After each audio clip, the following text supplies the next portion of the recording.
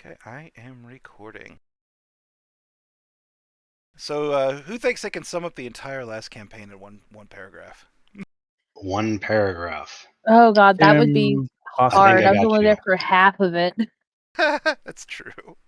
Okay, one paragraph. Everybody If gets you a don't got sentence. it, I got Go. you. And this is where Calf busts out a Radiance version of "We Didn't Start the Fire" and blows us all away. I mean, to be fair, we didn't start the fire. We just kind of made it worse. We did cause a lot of shit, and then we solved one problem, at least. Like any true adventurer's group, for every problem you solved, it You seemed made like 4. several more sprouted up in your wake. Yeah. Okay, let's start. Cone gathered us. We were pawns of Cone for a long time. Cone died. Oops. Our fault, mostly. Nat 1 Tolmond, Arcana check. Yeah. Also, sidebar into Astral Sea. Ethereal Sea. Giant crab. Destroyed a lot. Oops. Find Concashton. Go to Kulsk. There's a well. We each have the Well of We each have alternate lives. A second chance. Silverstring's family is fucked. We die, but take them out with us. Except for Saz and Tolmond. That's a pretty I good didn't even summation. mention fucking the Godling, though. The poor godling is left up in the north right now. Kylos. Just sort of We find skipped over it Kylos. completely. Nurture her to fruition. With the help of Cone. That's his goal. Stop the Black Caravan. We left it in the north with the Eye of Seven Despairs. Nope. Yes? Yes. Something like that, yeah. Oh, I got it. And then we died.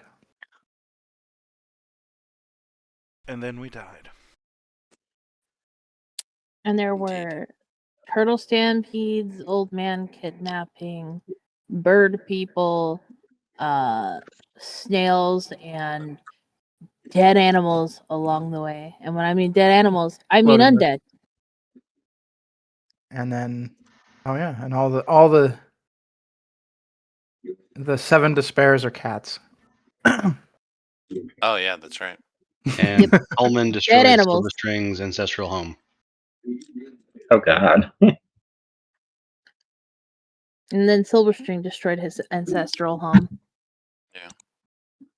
Yeah, whoops. And then we reenacted The Sixth Sense. Yeah. The bloodline continues, though. I got you fuckers so good with that one, too. That was pretty good. Turns out Silverstring was Bruce Willis, and he was dead. Guiding us to the end. Just fist bump himbo. We did good. You guys did great on that one. Yeah, I just swore Himbo replied to you twice, but it was actually like subtly geared towards what Raz had said. Mhm. Now, once I looked back, I was like, "Oh, that was dirty." yeah, no, that was. It's the thing is it clicked and made total sense when it was revealed, but it definitely threw me for a loop when it happened. Mhm. I didn't see it coming.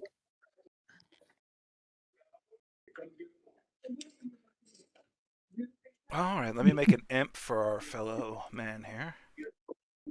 Yeah, I thought it was something I could just like drag out or whatever. Not so much. Rabido mutantento. Which is weird. I changed it pretty much everywhere. I'm going to change it to an imp in plutonium, so just don't mess with it for a second, all right? I changed that.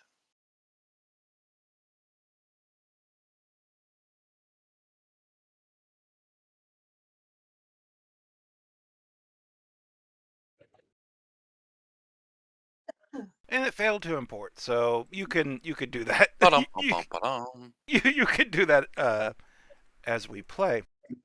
Okay. And it's been 8 years since the incident at the Achium Manor. 8 years in Crystal. 8 years of lost friends and the world moving on without you. It's been only a week since Tolmond and Zizota clawed themselves out of that pit. Only a week since they said goodbye to the memory of their friend. And it's only been a night since the magical seal around a certain letter in Zizota's clutches has broken and allowed him to read the words inside. Words Zizota was probably not too surprised to see. And you read these words at a tavern, an inn, in this little quaint place in southern Utah called Silver Ridge.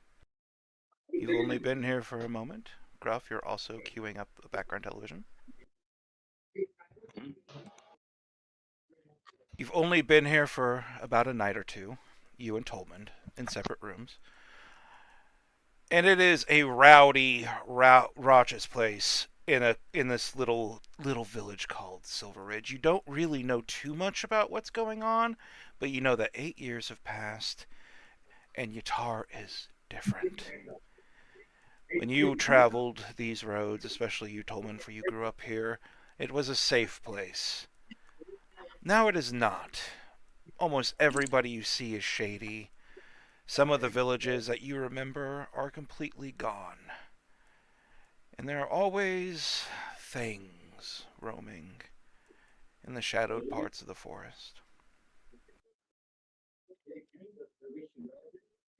We begin, like all such adventurers should begin, it is written, in a tavern of the Mimic's Maw. All of you, please drop your token and show me generally where you would be.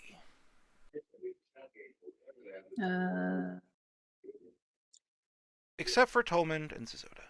Sorry. You can drop your token, but you guys are going to be upstairs. I'm going to introduce you in a moment. Oh, okay. Where's the upstairs? You could just place it anywhere. I'll know. It's grabbing your old token, too. That's weird. Oh, no, I think that was me. I think that's me, because I have the thing open.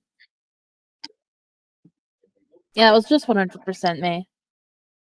I'll put myself here.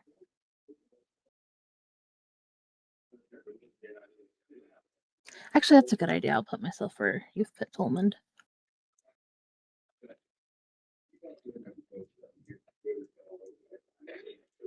Now, for those of you who are local here, which I will leave your backstories to your own devices if you would know any background of this tavern. But this tavern is called the Mimic's Maw because it is all a giant, legally appropriated, docile mimic. The entire tavern is. Every stool you sit in, every table you sit at, the roof over your head, the walls surrounding you is all a mimic. Nobody knows exactly what the story behind this place is, but the Mimic owns it, and the Mimic runs the bar, which you can see by the lovely maw to the north there. However long you've been here is up to you, but I am going to start with you, Gruff. How long have you been staying here at the Mimic's Maw? Well, Gruff would probably have been here quite a bit. He probably frequents this place whenever he's traveling around. Mostly just looking for things to fight. This is usually where he comes to find either people to fight in the bar or just find missions that tell him, oh, you can go fight this thing. Gruff Gruff, by the way, as he sits there at the bar drinking his ale, you'll see an 8 foot tall Goliath, pure muscle all on this man's body. He wears no shirt. The only thing covering his top are on his shoulders what looks to be pauldrons made of bone, one of a saber-toothed tiger, the one of a bigger humanoid skull. Around his head, slapping in the air, somehow is a pink bandana a la Rambo. He wears nothing more than a kilt and some furs around his legs and feet. And on his back, the first thing you'll notice is a large maul, which he lovingly calls his walking stick. So you strike a very intimidating figure indeed. Now you're drinking your ale, leaned up against a bar that has a mouth that is currently chatting up a pair of very frog-looking characters to your right. You've been around this place to know that, one, this place is infamous for bar fights. They happen all the time here. This is at the crossroads of some pretty, shady places, and they all kind of get together here to drink. So this is just a wonderland for you. You know they happen often, and you know that the mimic only gets involved if people start to get deadly. So as long as you don't get deadly, you can bonk away. Rob tries his best not to kill while in the bar. Outside of the bar, however, it's fair game in his mind. Outside of the curtilage, we will say there is. We'll get law speak here. Outside of the curtilage of the bar, anything goes. All right, bonk. As you're drinking your ale, one of the frog gentle people gets up from their stool and waddles over to you. Now, this is a large, fat frog person. They're not quite Gruff Bonkington large. They're only about 6 feet or so, which is pretty tall for a grung or any such creature, especially one that has a stooped back like this person does. And this person walks over to you, kind of leans against the stool, and gives you an up-down, like they're kind of judging how strong you'd be.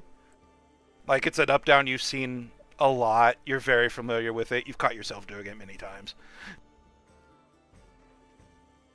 Of noticing this, we'll just look to the frog. Fight or fun? This frog, who's just wearing a big old, kind of traveler's hat, just traveler's clothes, doesn't really look to have any weapons or armor besides maybe the stick that it's got its backpack tied to. Just looks at you. Hello.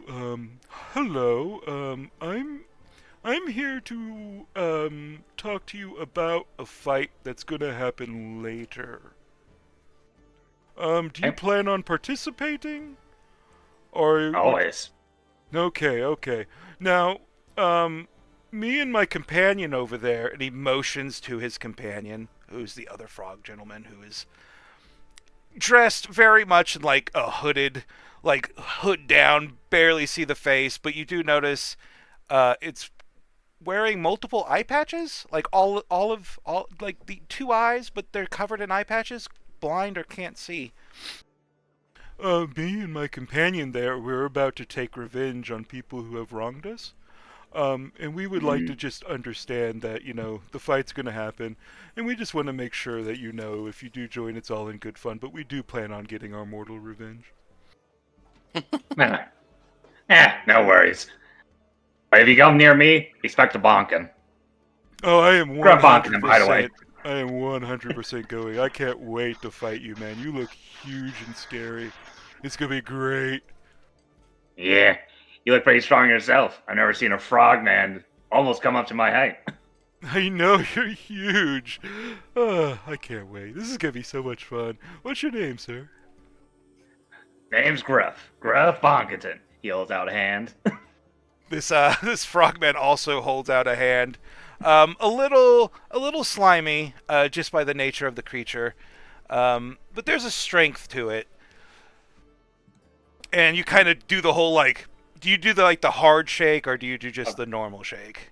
Oh, definitely. Whenever Gruff shakes someone's hand, it's to test to see how strong they are. Establish dominance. Oh, so we're Exactly. establishing dominance in this handshake. It's just you clutching, them clutching. Give me a strength check, please. Please tell me his Athletics? name is Totemiah. 18. You respectfully squeeze this gentle frog's hand, and he looks at you. Well, I can respect that. That's a very powerful grip. His grip is also like almost equally as tight. Like you're stronger than him, but surprisingly not by much. Like you have the feeling if you didn't have the belt, you'd probably be as strong as him. But with your belt, you've got the edge. Hmm. Oh, this is gonna This be felt so right. much fun, man. My name's Thunder Tongue. Fastest tongue in all of Yatar. Ooh, And I can't wait to fight you. can't wait to fight you too, buddy. And while this conversation's happening, Caden, what are you doing right now, sir? Okay, Caden. He'll be sitting at the bar, kind of in the corner. He's got a drink in hand and he's sipping it, and he's he looks like 5'10", probably average, but his armor is gleaming. It's absolutely polished, clean, shining, as if he spends a lot of meticulous time on it. Unfortunately, the rest of him not quite so much. He's got like twigs sticking out of his hair, and kind of looks a bit of a mess. And he overhears this turtle talking about a fight, and just keeps it to himself. I don't need a fight. I just came from a fight. Question: do we all know each other? No. Gruff, Silas, and I. Okay. So while that first conversation is happening and you're kind of overhearing parts of it, the blindfolded other frog kind of hops over one stool, kind of violating the one stool in between code of like empty bar stools. If you don't know the person, kind of violates your personal space there a little bit, but not like in a rude way, and more like a excuse me, sir. You have a moment to talk to this one. Sure, absolutely. How are you doing, my friend? Oh, I am doing wonderful. This one would like to inform you that there is going to be grave peril here in just a few moments. You see, me and my companion there, we're about to achieve a long-held vengeance against someone who wronged us long ago, and we just want to make sure that there's no innocent bystanders or anybody who just doesn't want to fight kind of getting in the way of things. So, if you want to fight, hey, yeah, that's great. But if not, just make sure that you like stay at the edges or the corners, and we will try to avoid you. Why are you fighting? To avenge an old wrong. What is this wrong? I would love to tell you about it, but we're going to be fighting very soon, and I need to keep my head in the game and not get too emotional. Make a charisma check if you want to push the issue. Okay. Just a straight up charisma? Well, it'd be your skill of choice. I guess this would be just a persuasion because you're just Persuasion? asking. I'm sorry, but this is just a deeply held impersonal thing, which is why we're trying to make sure there's as little collateral damage as possible. My name's 3-Eye, by the way. What's yours? Well, good gracious to make your acquaintance, 3-Eye. Even though you're blindfolded? How do I get it? Because you can see while blind. I can. Very perceptive of you. Ah, Give me an insight. that's a good name. Yeah, I'm great at that. You're so great at insight. I am Caden Westgarden. Gracious to make your acquaintance. I hope I do not end up in the mortal combat that you are proposing. So, how infamous is the West Garden name? Would you say, if at all? Because you know what you did. You know what I did? Yes, they're known for sure. It depends on how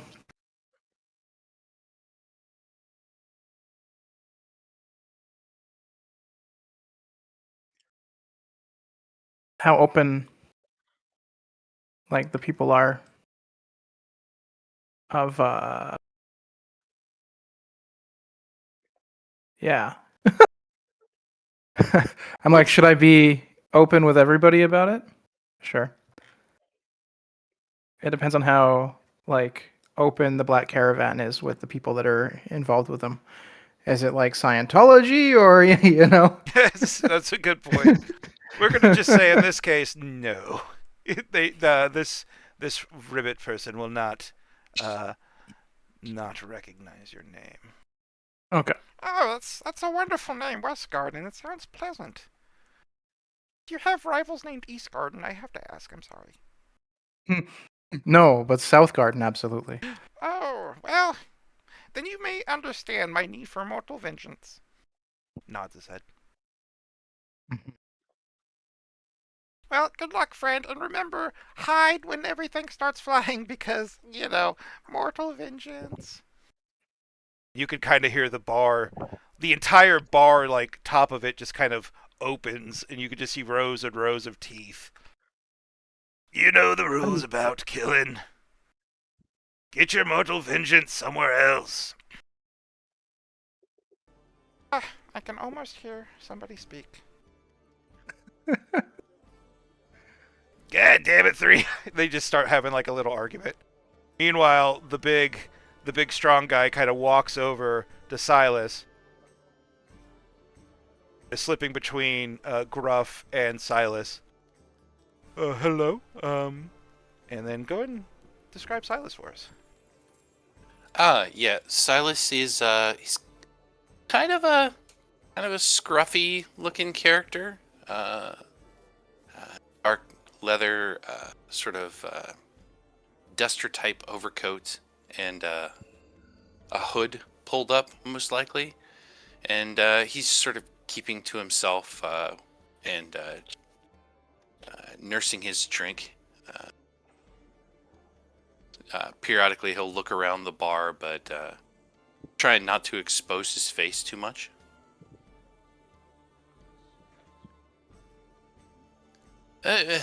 Yes, my amphibian friend, what can I do for you? Well, there's about to be a rather large brawl that's going to occur. Huh? Yes, and I just would like you to know that me and my companion there points down the bar, kind of has to go around Gruff a little bit to hit 3-Eye. My companion down there is rather, well, we're gonna achieve a mortal revenge against an enemy that has wronged us long ago today, and we just want to make sure that the collateral damage is minimal. We've kind of been setting this up for a while, and we just, we want to make sure that no innocents are harmed. We have morals. Oof, well, more mortal revenge, you say? Well, who's the lucky candidate? Oh, it's just, they're just a couple of people who wronged us a long time ago. Their names are Tolman Cross and Suzoda Uyini, and we plan on killing them here today. My, Sound like assholes. well, what have they done to you? Oh, that's a pretty long story. That's a long time in the making. I love stories. I just don't Stories are think I stories have are my business. I just don't think I have a lot of time. Go and give me a charisma persuasion check if you want to push it. The DC on this is pretty high, just because he is pressed for time. All right. Oh, it's not that high. Well, I could give you like a truncated version of it. Yes. Like, well, see, we had some, like, I grew up in the slums of a city, and one of the days, one of my best friends, he got me and my friends together, and we all got out of slums, and we formed an adventuring party.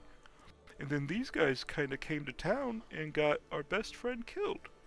He's starting to get emotional now, and we still, Oh. yeah, we still He'll think about him. pat him gently on the hand. Yeah, and we promised that we would get revenge, when we could, and Well, it's been a long time, and now we have another friend that we met who kind of told us that they'd be here, and we're gonna take our revenge on them now. Oh, well, they got your friend killed. That's horrible. Yeah. Oh, Yes. I miss him still.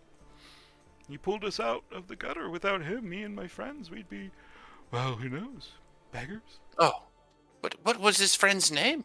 Oh, his name was Oral, but everybody kind of called him Ribbit. Oral Ribbit.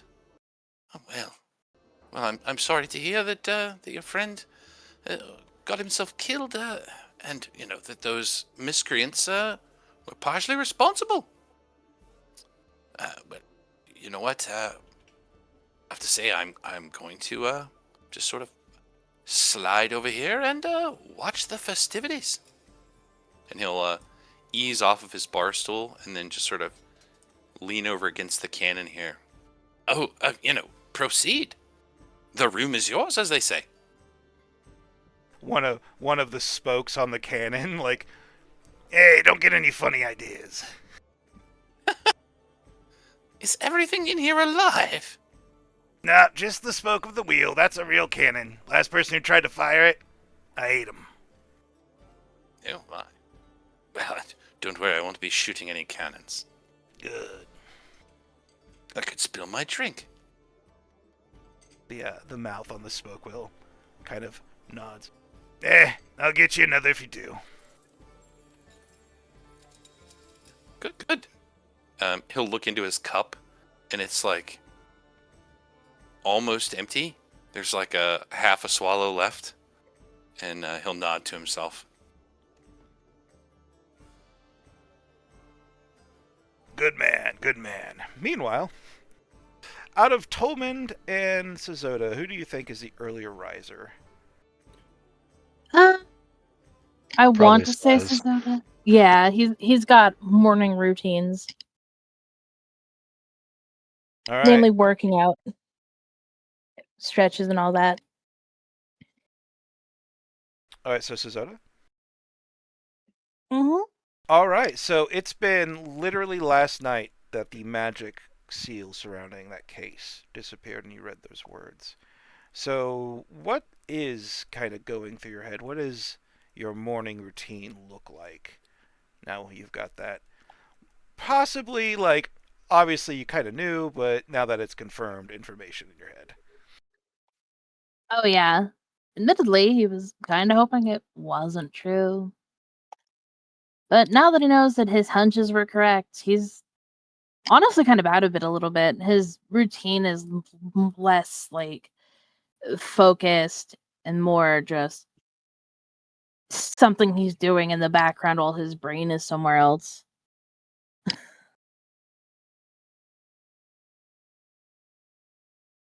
So you're very distracted.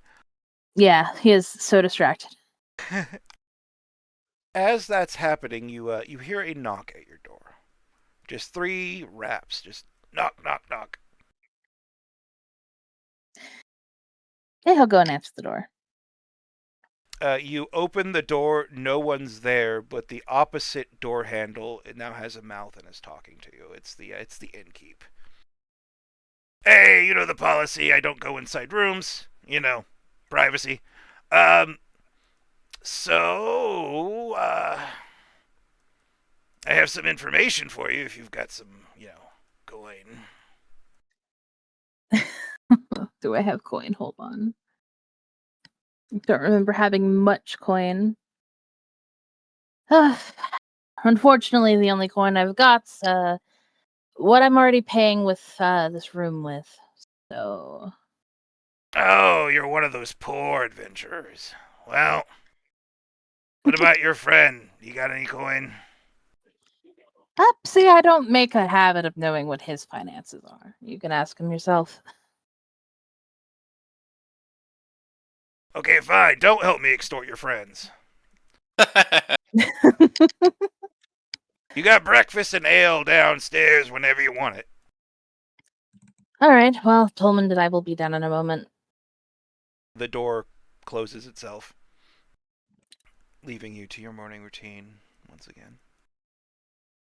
I think he'll give up on it eventually and just go bother Tolman, probably. About the time you're giving up on the other side of the hall, you hear the same knock, knock, knock, specifically with the accent. And that is a knock on Tolman's door. Tolman, are you awake? Barely. Hmm. Yep. Who is it? Hey, I can't come into the room, so you gotta, open the door so I can talk to you. All right. And he'll kind of pull himself together and open the door. Yep. The familiar mouth of the mimic landlord opens on the opposite wall. Hey, I tried to extort your friend earlier, but they're poor. Do you got any coin? If so, I got some information you definitely want. Let me check. I got 4 gold coins. Oh, that's plenty. Here, put them on the tongue. Odd. Here you go. Wow, you're not even going to try to negotiate. Well, you must be rich. It's too early. What's up? Yeah, there's a bunch of people downstairs that are going to kill you. By a bunch, I mean like 2. They're talking about it. I tried to talk them out of it. I got this no killing rule. But yeah, once you go downstairs, I don't know if they're gonna jump you right away. I don't know what the plan is, but they're definitely gonna kill you. And what do they look like? Well, they're frogs. One of That them's in a shouldn't- hood. One of them kind of looks like a traveling traveler. A traveling frog and a hooded frog. Yep. They go by Three Okay. Eye and Thunder Tongue.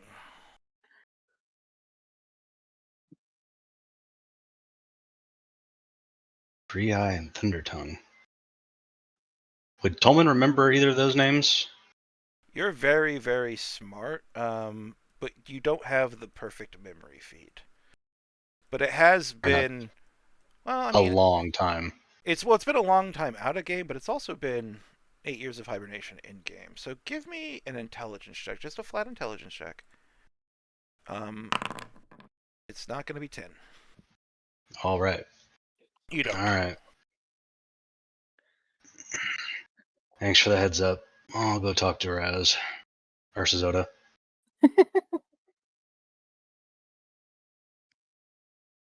All right, good luck. I hope you don't die. Tolman will grab his stuff and go see Sazota. Silas is Zoda's already got his stuff.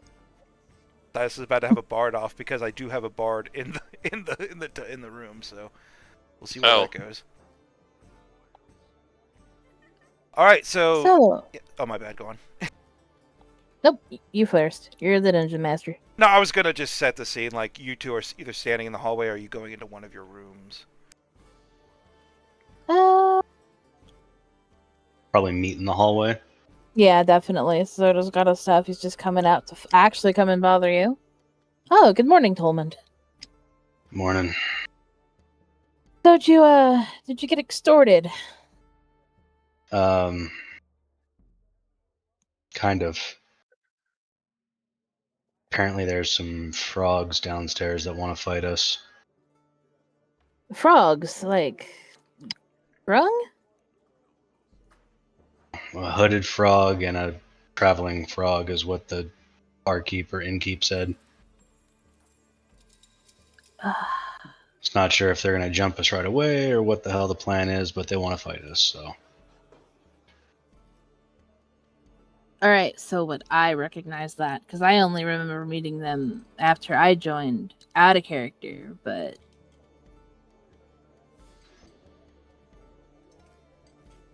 I think Sazota met them.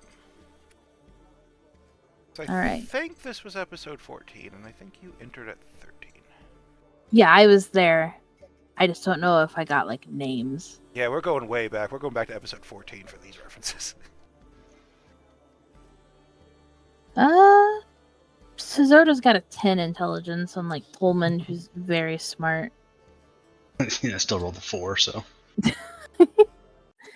I guess he might as well see if he can recall. You can certainly try, yeah.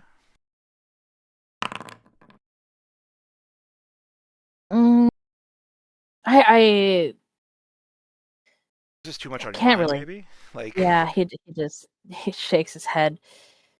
Ugh, that sounds vaguely familiar. There's just a lot on my mind right now. I don't. Yep, fair. So that letter opened finally. Oh, did it? Mm-hmm. Not to pry, but all okay? No, not really. Hmm. Do you remember that old dragonborn, the one covered in burns? Dragonborn covered in burns. Dragonborn. Yes. Might have to kill him. Debating Oh. on if I actually want to at this point. Oh. So, Well, long story short, he's responsible for why I no longer have an inn or a family, but he might also be my grandfather. So, that sounds complicated. I'll get into more detail about it later, but it is. I just want to get my thoughts together before I really make any decisions. But either way, after we reclaim our little godling, you want to go on a little adventure with me to the Temple of Broken Wings? Sounds good. I've always wanted to see more of the world. Well, no better time to do it than now, I suppose. Especially after 8 years. Can you believe that? 8 years. It's still weird. I hope this doesn't get too weird. Well, We should head considering down. what we've seen so far. All right. Yep. Let's go see what our new friends want, apparently. So, how are we going to handle this? Do we want to actually fight, or do we want to try to weasel our way out of it? Because I don't know if I really have the brain to fight right now. Well, I mean, at the very least, we can go see what they want. And why they All want to right. fight us. Fair enough. Sazota will follow Tolman downstairs. Or does Tolman want to follow Sazota downstairs? It doesn't matter. Again, too tired, don't care. All right. I'll just see who reaches the stairs first.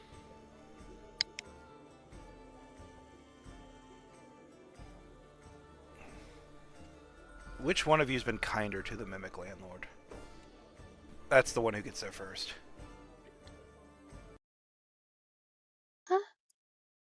Honestly, I think considering Sazota's history with inns, he definitely cuts him a lot of slack.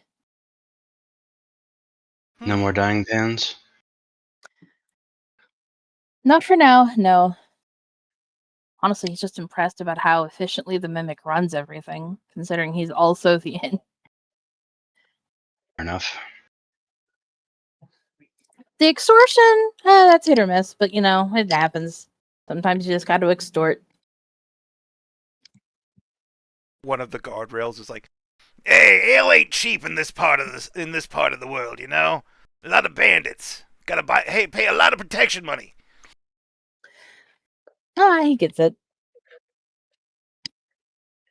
He understands. Yeah. I understand completely. Anyways, I'm gonna watch the fight. Good luck, and don't get lethal. I'll have to try to eat you. All right. And remember, if my tongue can reach you outside, too close. Gotta take it outside tongue range. What's the range on that again? I have no idea. I haven't found it yet. You have an incredibly long tongue. It's pretty long. Also, I usually don't care once you know it's outside. But if I do, be safe. I might be hungry.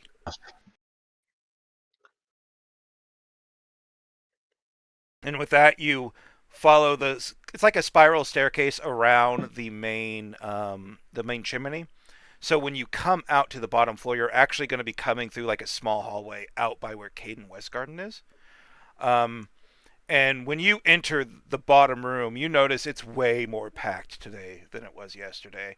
Grove kind of notices that there's a lot more people in here than there normally is anyway. anyway. There's a bard. The bard's playing like his instrument, but he's kind of doing it like half-assedly.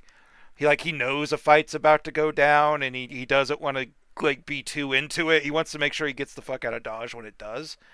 So he's not really focusing on playing. And then you have Silas over there in the corner next to the giant fuck all cannon, also idly plucking at strings. Though I have a sneaking suspicion that Silas idly plucking is probably going to be far more masterful than this bard is. The groups in the table are all sort of cliquey. You got a really rough group to your left over here. A lot of scars, a lot of tattoos, a lot of makeshift weaponry.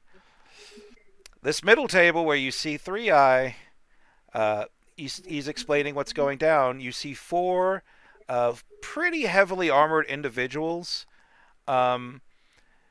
Wherever there would be heraldry, though, like these people look like they should have heraldry. Wherever they have heraldry, though, suspiciously absent. And at the very bottom, you have what looks to be like a group of city guards who are clearly like out of their element and like looking around at all the crime happening and wanting to do something about it, but obviously not. Also, there's a giant bird man sitting at that table too, just telling him to shut up. And that's what you see. The music, the chaos, and it kind of feels like the fight's about to break down at any moment. Recognize the Birdman. Do you recognize the what? I recognize the Birdman. Yep. Out of character, yeah. So, do I see the frog men like turn towards him coming down the stairs? Well, who would actually walk out first, Zoda or Tolman? I'll put Saz in front of Tolman just because 60-foot movement speed plus. You can I adjust don't know. yourself from there, obviously, but that's kind of the area Yeah. you'd be in. Yeah, that's fine. So, Zoda, you walk out and like both these frogs turn, even the one that's completely blindfolded turn, and they look at you and they blink. They don't seem to recognize you immediately. Like one of them's squinting, like because you've changed a little bit. You've commissioned some artists since then. Like you've kind of you've embraced this sort of draconic heritage through Lightning's Wake. To be fair, this one I did draw, so currently. Oh, that's fair. My apologies. I just have other art in the wings. But either way, yeah, he's changed a bit. So they're this kind of largish man, just like, huh?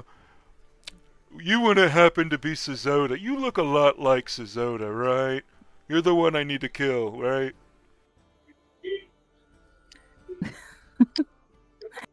And then he kind of sees Tolman and goes, oh, yep, you're definitely... I recognize Tolman. Bookish, kind of nerdy half-elf. Yep, that's him. Don't see too many nobles in this inn. Hello, my name is Thundertongue. Do you remember me?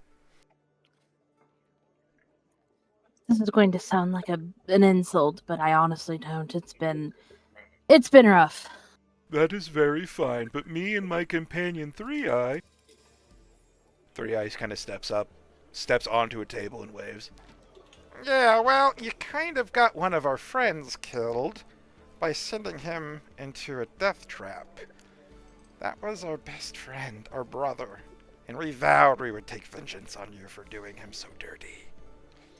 Though, we honestly didn't think it would take this long, but we were told you were here, and we came, and now we're going to kill you.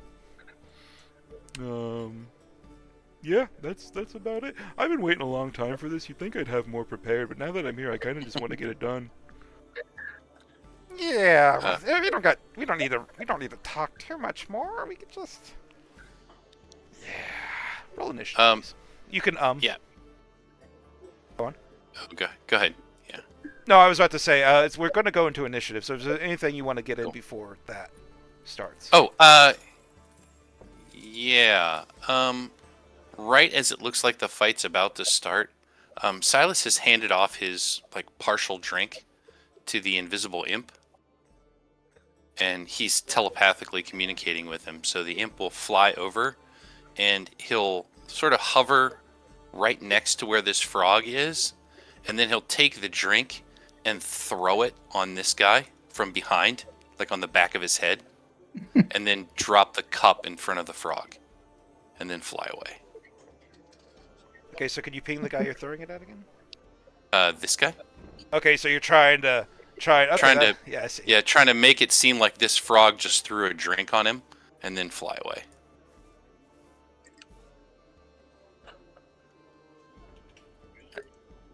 All right.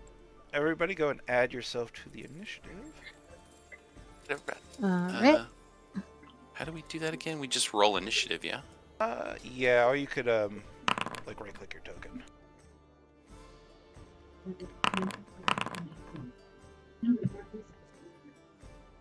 How do you advantage roll initiative? Because I am a barbarian, so. Let's see. When you go ahead and roll initiative, it'll ask you if you want disadvantage, normal, or advantage. Oh, okay. Fair enough. Oh my, everyone's in initiative. Holy crap. I didn't think it Proper bar fight.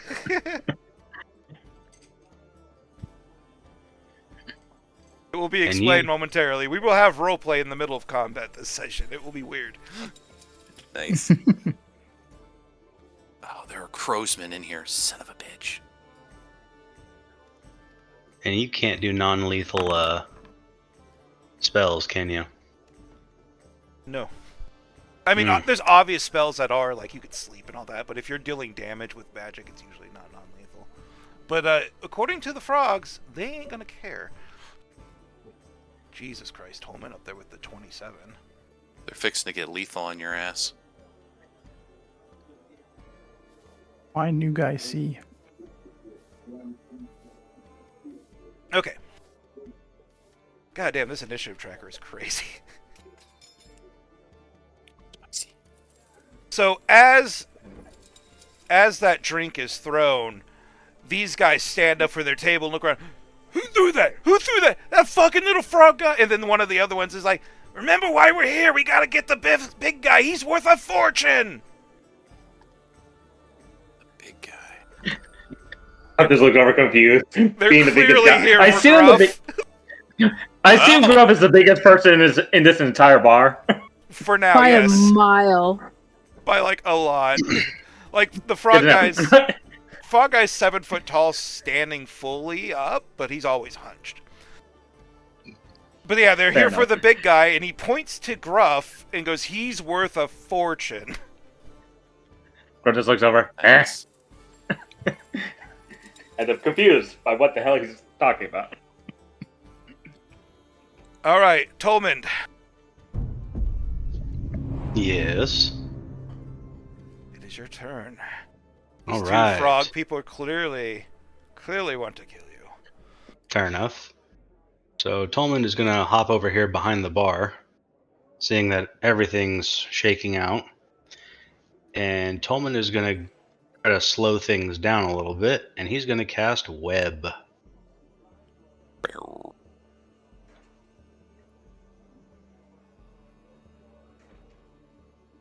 Where? Hmm.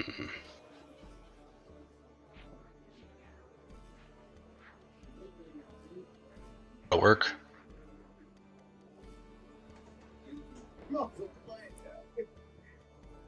Get one of the frogs and the rough-looking group, because he's not sure if who they're with, not with. I don't know what's going on. So immediately you just like one hand like hop over the bar, cast out a web. Just immediately this entire corner of the inn is just covered in these thick, goopy, sticky strands that just cover all of these rough, scarred, tattooed people, and also the frog, Thunder Tongue, who's just like, "Hey, that's fair. Yeah, I respect that." Is there anything else you would like to do, Tolmond?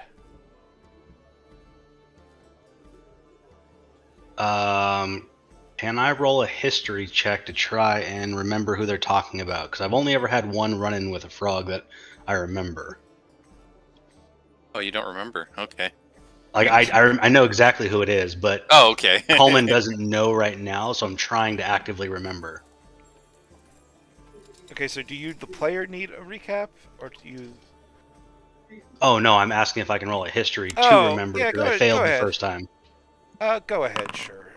There. You get a vague realization that this might be those people, but it's been a while, and they look different. Fair enough.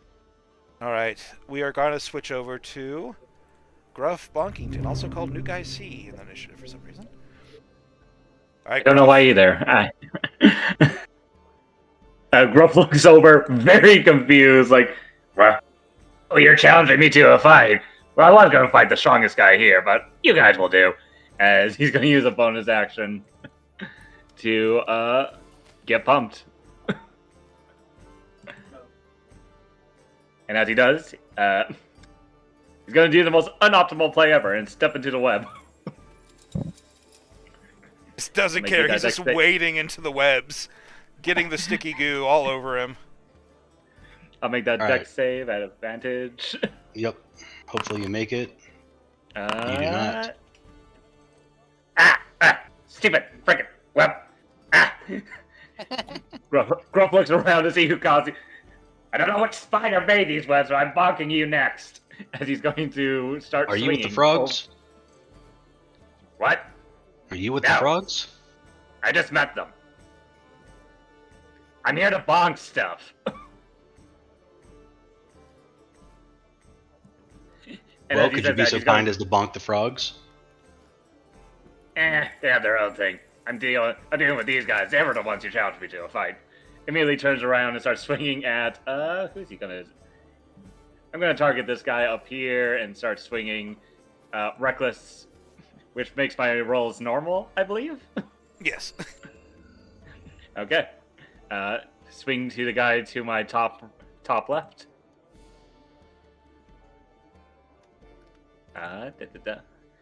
As he swings, a bit of you all watch as a bit of divine energy that explodes from his maul as well as he hits this guy.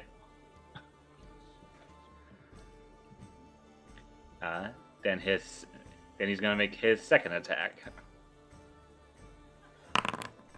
Oops, sorry. Ignore that. Does a 15 hit this man? It does, actually. Their AC's not that high. So your first attack slams into him, and you could just see a pulse of holy light go through this guy's eyes as he's just burned from the inside out. And then as you take your weapon, like, away from his very broken ribs, now you're doing non-lethal or lethal? Non-lethal, because Gruff has been warned many times by this mimic to stop killing people in his bar. So Gruff is like, I'll try not to kill people in the bar. So he'll just go in for non-lethal attacks against these people. I feel like it's the standoff, too, because the mimic's like, I don't think I could actually deal with Gruff, and Gruff's like, okay, it's the mimic's property. Like, I gotta stop Gruff was getting kicked taught out of ma- every tavern. Gruff's mom taught him manners, at least. Yeah. So this guy just, like, after the second hit, like, he goes to fall to the floor, but he's still captured by all those webs. So he just kind of slumps forward, his head falling into another web and getting stuck in an awkward position as he's just unconscious and completely and utterly bruised. Okay, as Gruff does that, he looks to, okay, who's next? He says with a wild grin as he's ready for a fight with all of these guys over here by himself if he has to. EOT.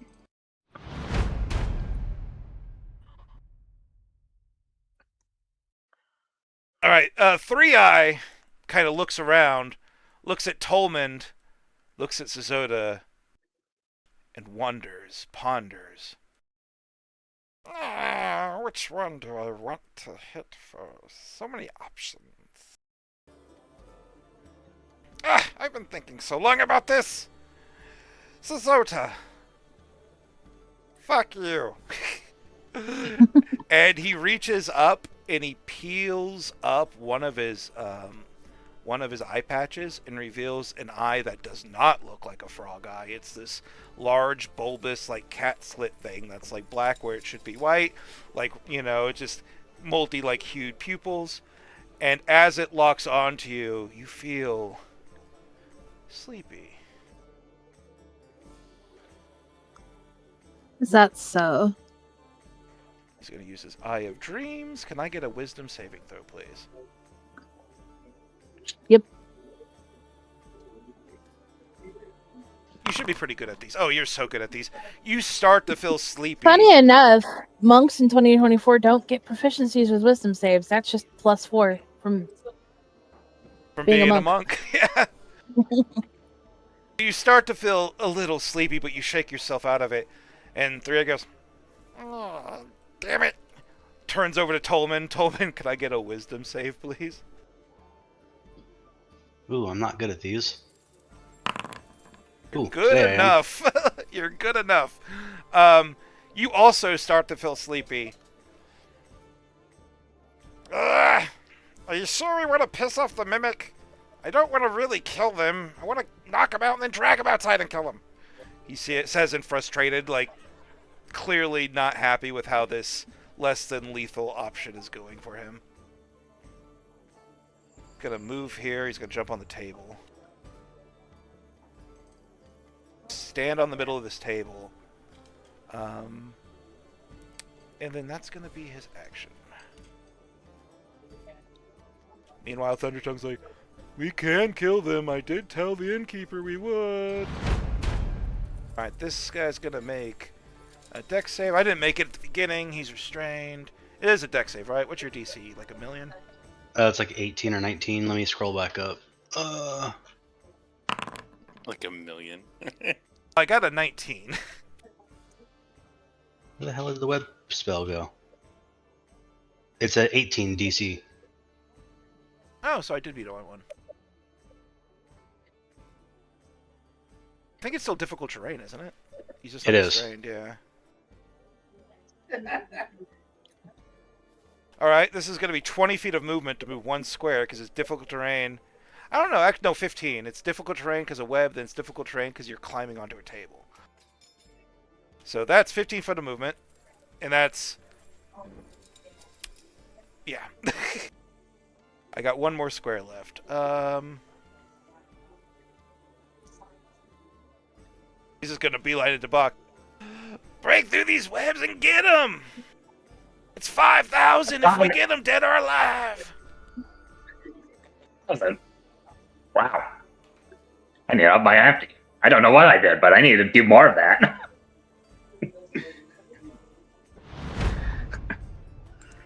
Oh, it's a Briar Guard's turn. These poor little city guards. So these poor little city guards at the beginning, they kind of all stand up, including the Birdman, and they basically are just like, "Hey, we kind of want all of you. You're all kind of criminals. You're wanted for murder. You're wanted for a lot of murder. You're wanted for escape from a prison, and you're wanted for, you know what you did." And then the first Briar Guard to act is going to be this little person, this little halfling, person is going to run.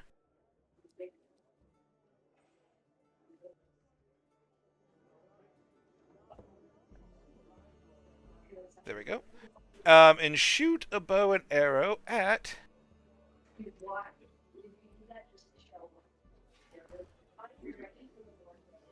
yes, it's Sazzy got it. It was at everyone.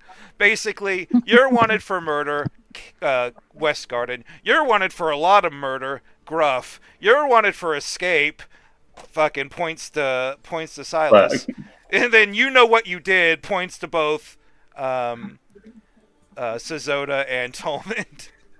If you want to get real specific, we'll say that Sergeant Twee is going to stand up and literally point his bird fingers, his feathers at every single one of you.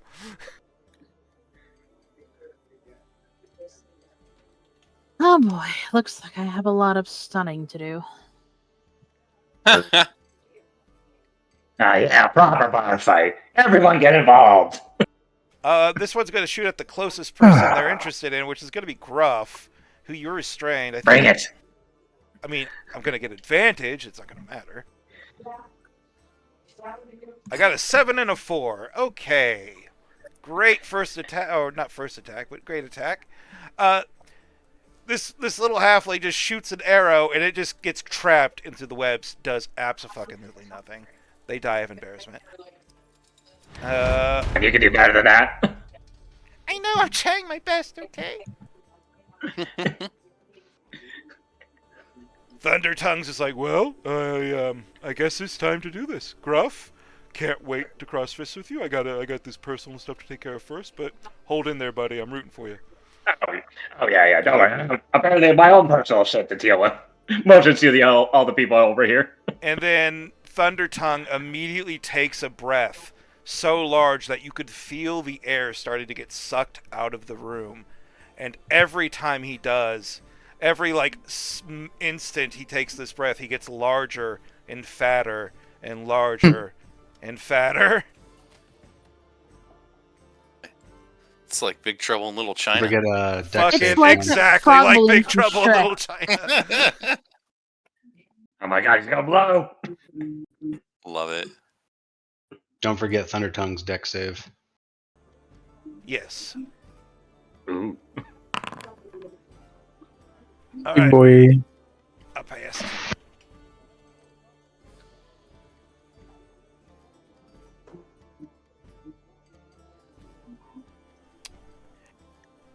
Thunder Tongue then, very large, looks over.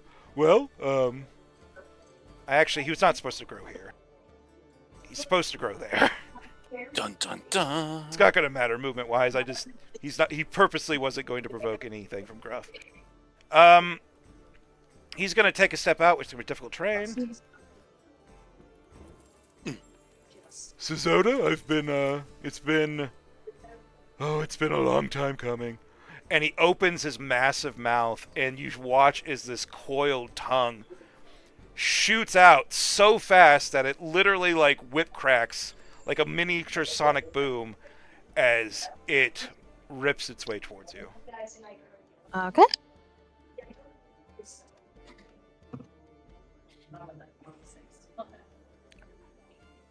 Go ahead and make a strength saving throw, please. Oh, does it hit? No, it's a saving throw. It's Oh. a saving throw. 15? That is a failure. Oh. All right, so you're going to take 12 points of damage because I rolled very terribly. So that's 12 points of thunder damage if you have resistance or immunity. I think. Nope, lightning damage. Oh, you Would got be my immunity. You got immunity. immunity lightning. I thought you had resistance thunder. And this tongue just immediately wraps around you and pulls you towards him. At which point he's now going to try to swallow you whole. Okay. He's using the dreaded frog foo. In this case, Oh, okay. yeah, kind of. All right, so this is gonna be a bite attack. Yeah.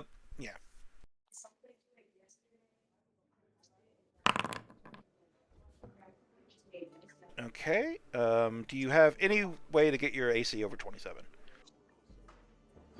Nope. Okay, so that's Egads. it's gonna be 27 piercing damage, All right. and you are now restrained in the frog's mouth. So basically, the tongue rips out, pulls you in, and you just watch as Thunder Tongue opens its mouth, which, there's no nasty teeth or anything. Pulls you inside, but he's not large enough to actually swallow you. So your Yuan T legs are just sticking out and kind of bicycling around, trying to find purchase or anything to latch onto.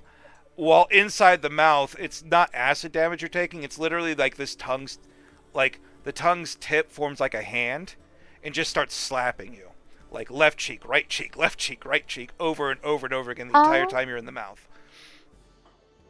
Let's see. I'm trying to read something for deflect attacks because It says if it hits, so I can take a reaction to reduce the damage total done against me by 1d10 plus my dex plus my monk level. Would you like to use that against the 27 bite damage?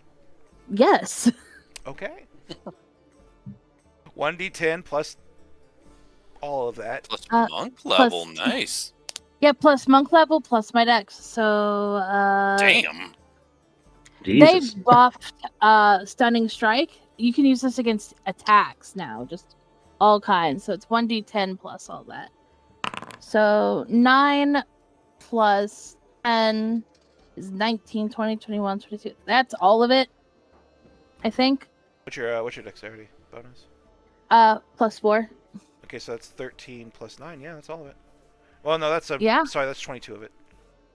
Oh, okay. Yeah. So you'll take 5. Okay. I don't like to math in public. 63. Alright. That'll put my HP back up to this then. And what was the damage I took from the lightning damage or the thunder damage? That was 12. Alright. Cool, thank you. Alrighty, there we go. Okay. And Thunder Tongue's just like happily slapping the shit out of you, like just kind of humming along. Meanwhile, Silas by the cannon. All right. Yeah, Silas is he's just sort of playing his harp, and he will continue to play his harp. And then he strikes a particular chord. I will warn you though, the cannon is loaded, and you can light it if you can produce any kind of fire. You just have to take an action to aim it first. No, not this time. So yeah, he'll strike a chord, and some magic sits heavy in the air, and he will cast Ice Storm. You do not have permission? The fuck? Let me try that again. Technical difficulty. Oop, and Ice Storm. Huh, okay. I thought it would cast from the harp. It doesn't seem to want to. But what he'll do is he'll cast it down here on the group. Mm-hmm. And it's a 20-foot radius. So I think I can get all these guys down here. Yep. And this one frog. And 3-eye, yeah. Yeah. Later I will import Does that the spell myself. Can you post the spell real quick? I can't remember if that is damage or not. I think It does. Yeah. It does. Let's see if I can. See, I thought I was going to be able to cast it from the item. I thought So you I would didn't- too, but I guess it's. I didn't add the spell to my. No, you have to add the spells to your thing. Yeah, I'll do it real quick. I had that same problem with Silver String and had to put it on my spell list and separate them. Everyone else see the template I drew? That should be the Ice Storm, 20-foot radius. Okay. No, it's from a point, so it should be like an intersection, 2 lines. Yeah. Import. Close. Okay. Over there, but he wanted 3-eye, so. And then spells. I mean, that's almost everybody. That's all but 2. Storm. Cast spell. Ah, there we go. Oh. Stop pulling open my character sheet again. Ah. There it is. Okay. Did it cast it? No, Yeah. Or is that... Yeah, it cast it. Okay. Hold on, I gotta roll saves. What's the save on this? Dex? Yes. These poor people. DC 17? Boop-a-doop. Let me look at the item. I believe so. It's your spell save DC when it comes from that item. Is it? Yeah. Okay. Yeah. So in that case, yes. I made 3 saves, but it's not gonna matter too much. 3 saves so far. I'm doing the bottom 5. The Briar Guard, they rolled 19, 18, 4, 18, 14. Is it, your DC is not 19? 17? Okay, so I passed 3 times. Alright, let me kill 2 people. Give us a 1 roll.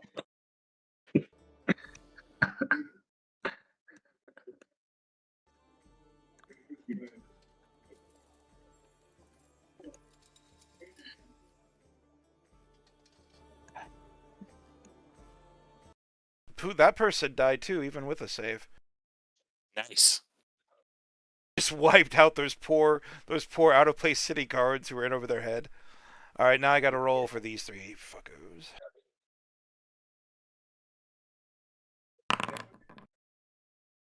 And none of them pass, so that is gonna be what, 25 damage? Yes, 25 damage. Is a combination of cold and bludgeoning.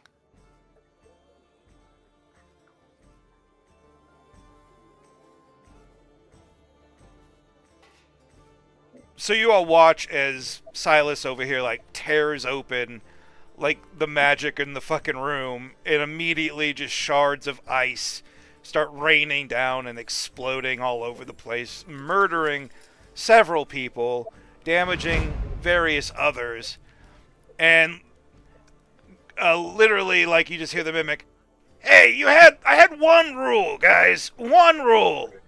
Oh, that's right, that's right. He said, no fighting in here, you've got dangerous weapons, you should listen to him. I've got this, don't worry. Well, even I followed the rule. Jesus.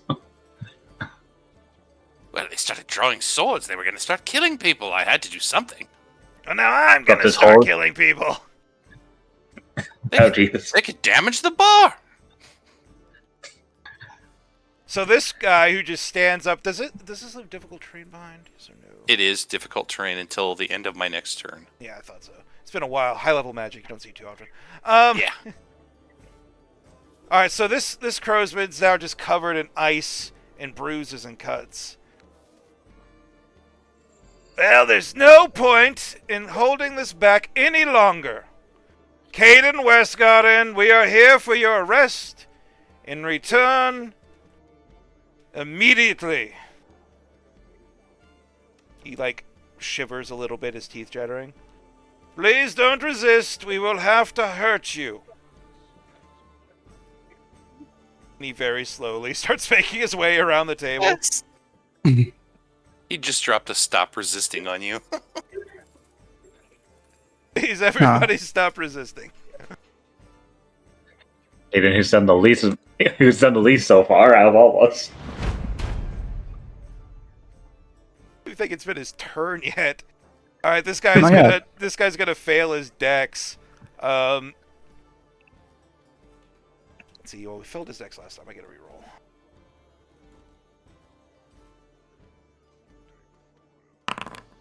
All right, this guy passes his dex. It's still difficult terrain. He says, "I'm getting bonk." What kind of name is Bonkington anyway? It makes no sense.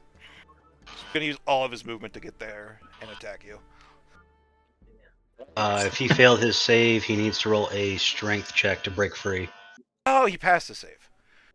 Failed to save the first time. I forgot to reroll for this turn. Yeah, that's what I'm saying. Like, if you fail Oh, it, okay, you don't so get strength. the dex. My Yeah, bad. strength. So It's a strength save now. It's no longer a strength check. They changed Yeah, whip. he's restrained. I forgot, yeah. He's restrained, and he's got to break free in order to move, and that's going to be his action. It's a spell DC, right? Yep. Yeah. Look, I had all these plans of running over there and hitting you a couple of times, but I think I'm just going to hang out here instead. But we need to find this fire who made this, and then we can all get into a real fight. Wait, fireworks on this? Then you just hear the bar go, "Don't you fucking dare!" Set ablaze!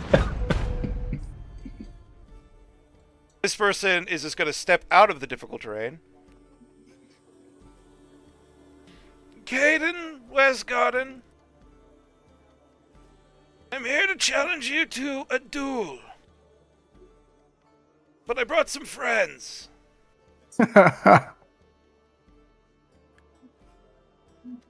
that kind of duel. Right.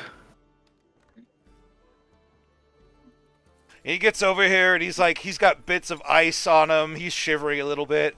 He pulls out this massive fuck all greatsword. In the name of the Crowsman. And then he just fucking attacks. He doesn't even finish it. His teeth are chattering too hard.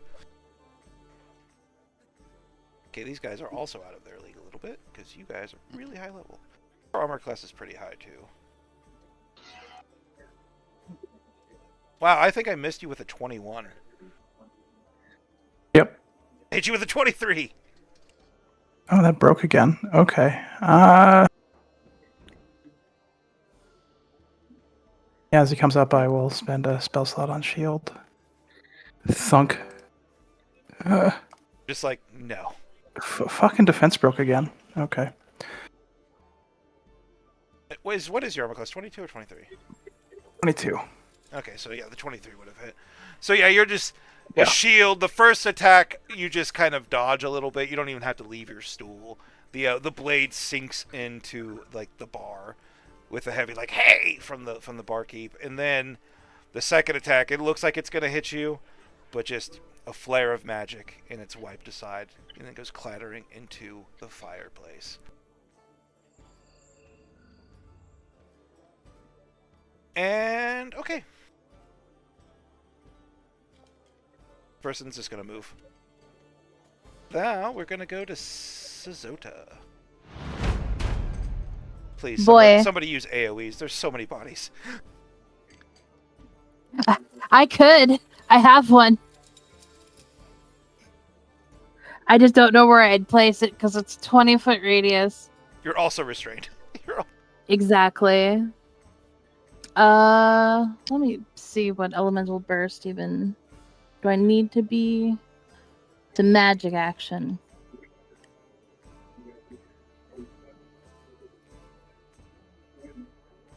Says I just need to spend 2 focus points to do it. As a magic action. I'm restrained though. So.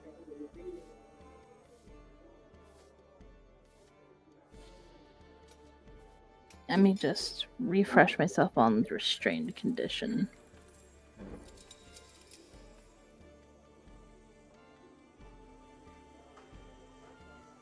I think you have disadvantage on dex saves, attacks against you have advantage, and your movement speed is reduced to 0.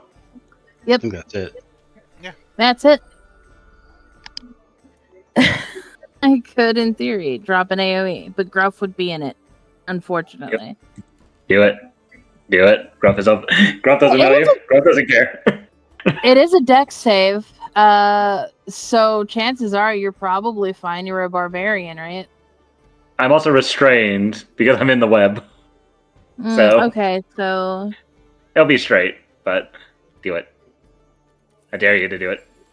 Do it. Do it. I'm asking you to do it.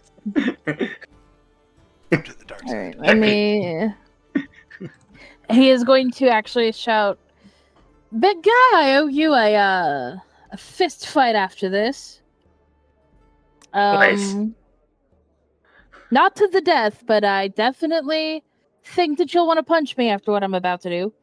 What is it?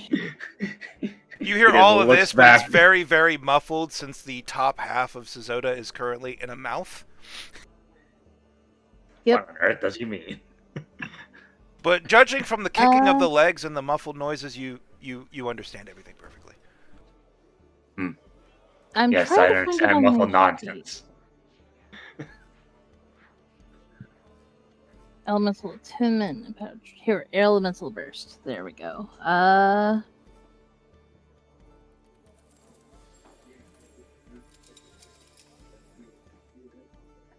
So it's a dex save. The DC is 16. Everything in that will take 15 damage, half on a successful save.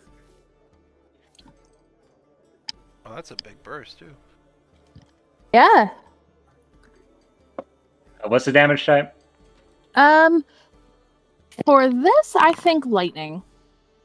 Okay, I'm resistant to lightning. Hey, so am I. Okay, so it's Thunder Tongue. Really, he's resistant to lightning. He's immune to thunder, though. Yeah, you're opposites. For real. Damn, should have gone with something else. Oh well. To be fair, I can't name a character Thunder Tongue and then reintroduce them with a non-thunder power. True, Very true. Alright, 15 damage. Alright, and I take none.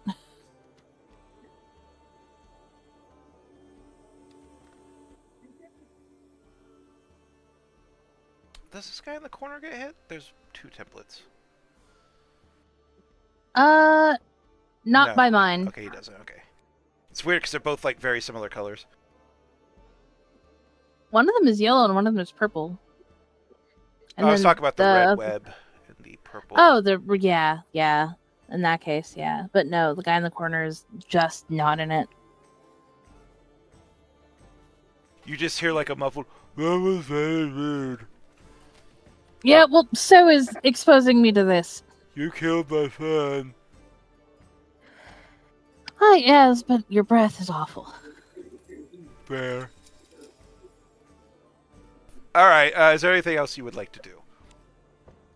Let's see. You still got a bonus. I do. You have anything that lets you make escape grapples as a bonus action?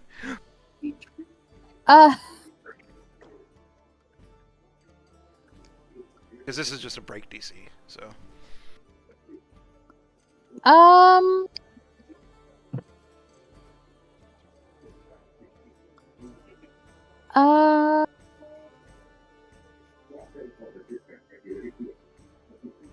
Honestly, I don't. Okay, let's go and move on. But I could patient defense. That might not be a bad idea since they will have advantage on attacks against you next turn. I am definitely doing patient defense. Alright, so you're over there, you're rolling with the slaps that are coming from the tongue hand. Like your cheeks are getting like, you know how like your cheeks, you can feel the swelling, your eyes are getting watery, it's very painful.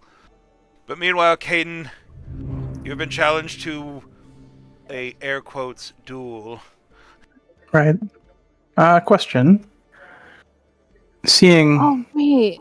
Saz and Tolmond, would I know of them? Maybe not. I don't know them, but would I know of them, like the tales of what they've done? Sure, yeah, absolutely. Especially given what you're chasing. I figured you would have looked into things. Yeah. Okay. Well, that just definitely explains how Caden would feel about this. Okay. He'll get up from the table, put his drink down, grab his trident, hop over the bar.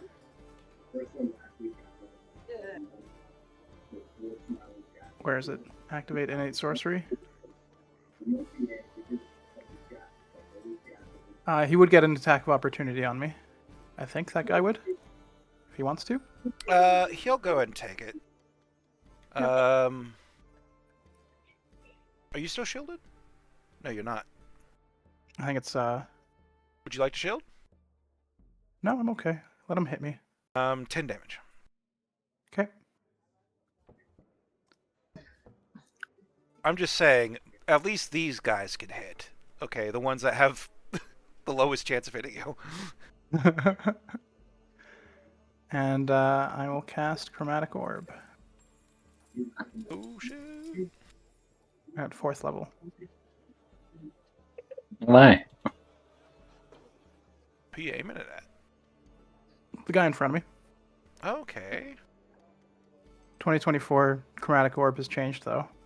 Go ahead and click the spell. Boom! I do it at advantage. 21.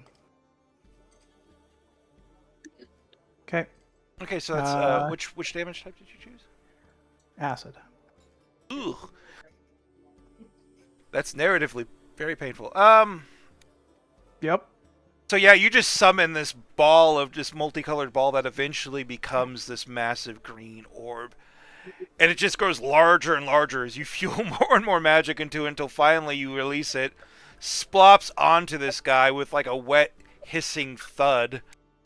Has he taken ice storm damage? He has. And he immediately just starts. There's like this moment of hesitation as he looks around, like, that's it? And then he just starts screaming as like the metal in his armor starts to rust away, his joints start to burn, his skin sizzles. The smell is wonderful, especially the screams combined with all the sounds of the battle. It's just, yeah. Okay. And now it's changed in 2024, so it bounces if it makes 2 of the damage die match, which they did. I have 2 2s. Yep. And it can bounce up to its spell level, so it'll bounce to that guy, and that guy, and that guy, if it does. Anyways, I still have to hit and roll. You roll new damage each time, right? Yep. And I can still miss, right? So advantage 18 for 16. No, that should be 3d6, 3d8 more. Oh, it's because it used a first level spell slot, of course. Yeah, just manually roll the other Okay. 3d8. Yeah, I will fix that for next time. And I rolled 2 8s, so it's going to bounce again. Got 2 That 8s guy and took 2 3s. 31 damage. I said the Okay. 18 hit for 31 damage, murdering her. So the That's a bounce. acid just, acid literally just hops. A big splash of it just goes over to this lady. Who's just like, she begins this blood curdling scream, and she piles into a puddle on the floor. And all the time, you could just see the mimic getting like the mar on the bar getting larger and larger. It's like you were given one rule. All right, what's the final bounce? Oh, there could be 2 more. So one. Well, Sorry, yeah, I'm sorry. It's 4th level, right? Yep. Go. yeah. Oh god. Take off the consume spell slot thing, then I can actually cast this. 26 to hit. Who'd you bounce it to? 2 5s. Who'd you bounce it to? That person? That's a good question. Yeah. So here's a question. When it comes to cover rules, is it from the target it was bouncing off of, or would it be from me, you know? Hmm. It's up to you. I don't really care, and I think the rules don't specify. For so- now, I'm gonna okay it. We'll have to revisit that in greater detail later, but I don't want to spend a lot of time on it. No worries. Okay, 28 damage to that guy then. They did not And then- get Ice Storm, so they are not dead. Yeah, and then it'll bounce back to this guy over here. Ping pong, ping pong, ping pong. 28, and that's 32 damage.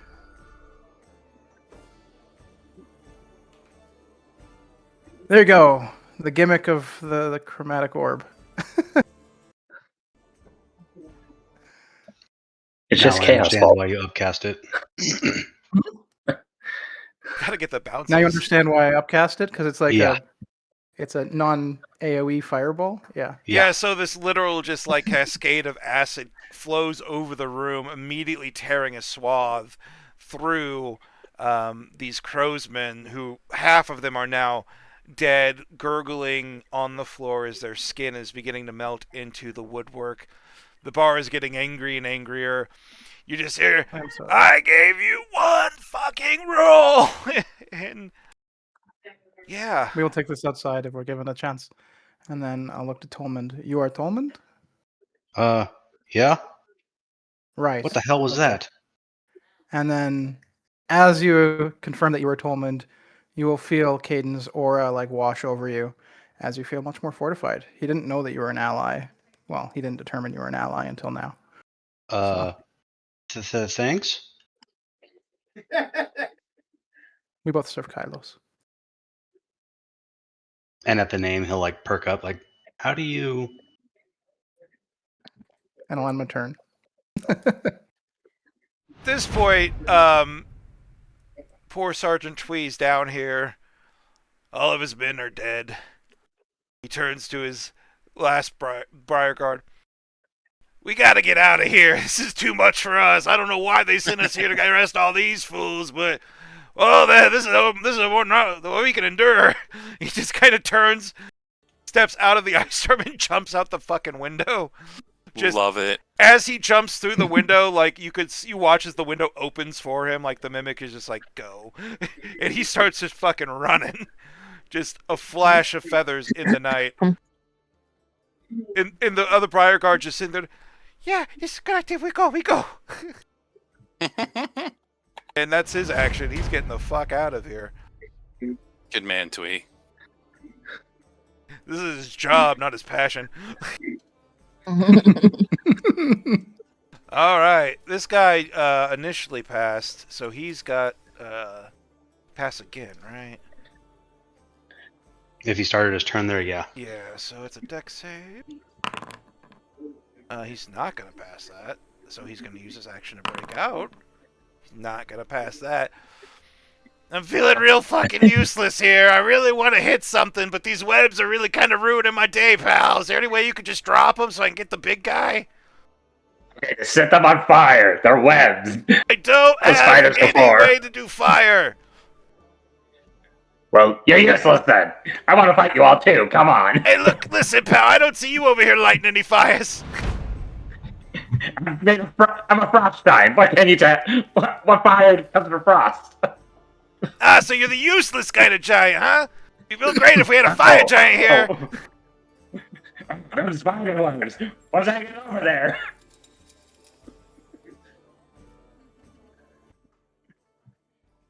All right, there. This other little halfling woman is gonna just like, yeah, oh yeah, and just follows Twee's example and just jumps out the window and begins running.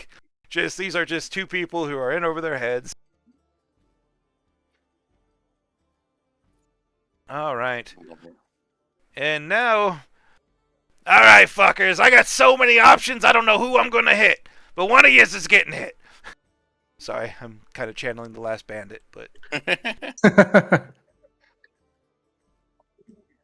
right, I'm gonna randomize this a little bit. Hasn't killed anybody here. That's why if he hits me. You're fucking 11. Did he hit me? No, he's not gonna hit you. Like, if I went, you're the only one who hasn't broken the rule. But if you had broken the rule, 11 would have been you. Wait, did I kill? Oh, I must have killed one of these guys over here then, huh? I was gonna say, me and yeah. Bonk haven't killed anybody yet. Bonk hasn't There's a killed anyone. conscious guy Sazota here. has. Yeah, there was an unconscious guy here, but I'm pretty certain he was fried by the lightning. Yeah. Whoops. You did AO as E. To be fair, he can't see what he's doing. That is very fair. At this point, the mimic is gonna reach out with its tongue, wrap it around Sazota's kicking legs, and you're now gonna watch as the bar and Thunder Tongue are having a tug of war, with Sazota in the middle having the worst time of it. Cue loud but muffled swearing in Yuan-Ti. Oh, this is like gonna pull you out of the mouth, so you're gonna be just dangling in the air between the two, like one tongue around the top half, another tongue around the bottom.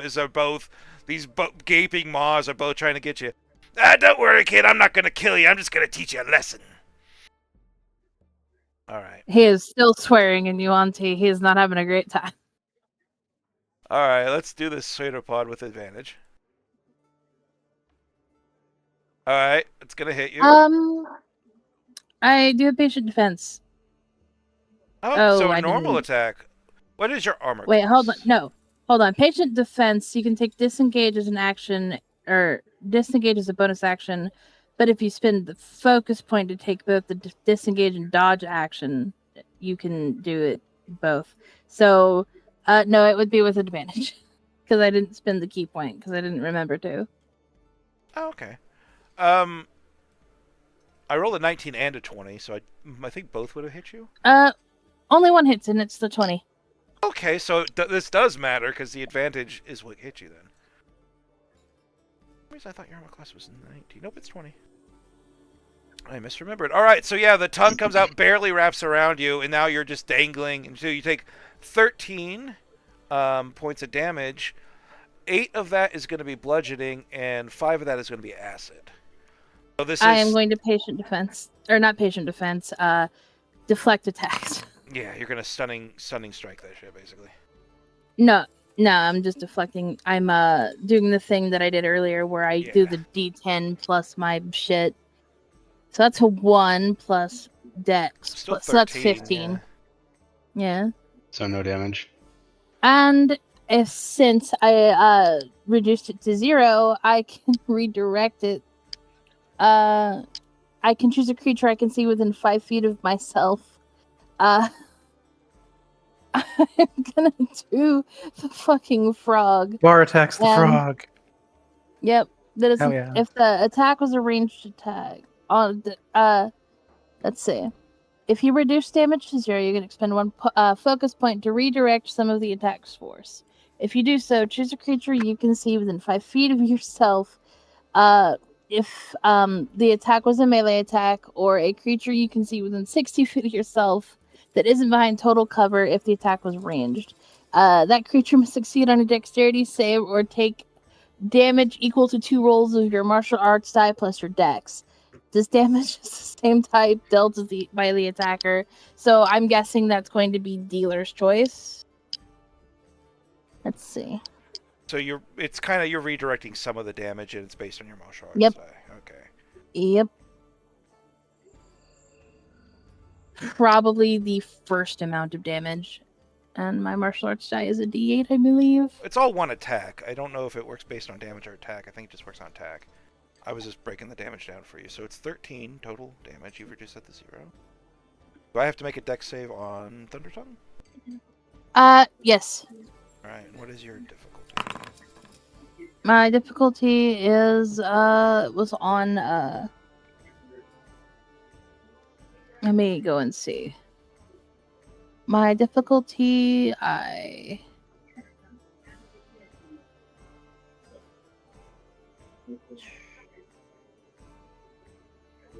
Chromatic orb. DC 16. 16? Okay. So I failed it. So I'll go and take the damage. It's going to be 2d8 plus, I think it said my dexterity. Let me go back to it. Elements Monk is new to me. I'm sorry. This is just your first session campaign stuff. We're all kind of used to it. Yep, plus my dex. So this will be plus 4. That's 11 points of, I guess, bludgeoning damage or whatever damage Acid. was. Yeah, acid. There we go. Either way, it's 11 damage that's kind of redirected into this. Like I said, it doesn't sound like you redirect the entire attack. You were just redirecting some of the force. Yeah, it's again equal to my martial arts die. So. Yeah, so all of the damage is basically gone, and some of the damage is dealt to the frog, but you're still going to be kind of double grappled in this weird tug-of-war situation you found yourself in. Pretty much. Yeah, so you guys are just watching as this going down, and this last guy over here is just like, You know, hey, you want to hit me? Do it. I kind of want to hit you. You're right here. You're just looking very hittable. Do it. Yeah, do it.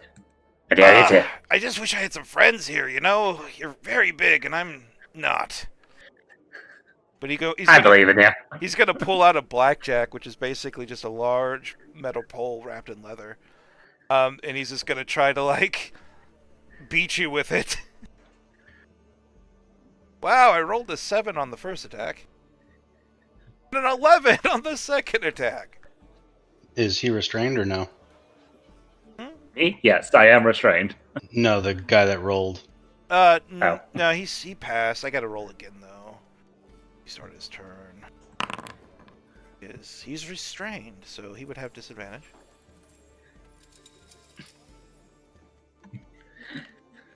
He didn't move. He started his turn there. So yeah, this guy's just swinging at you, but he's fighting the webs. Everything's going wrong. He's just growling in frustration.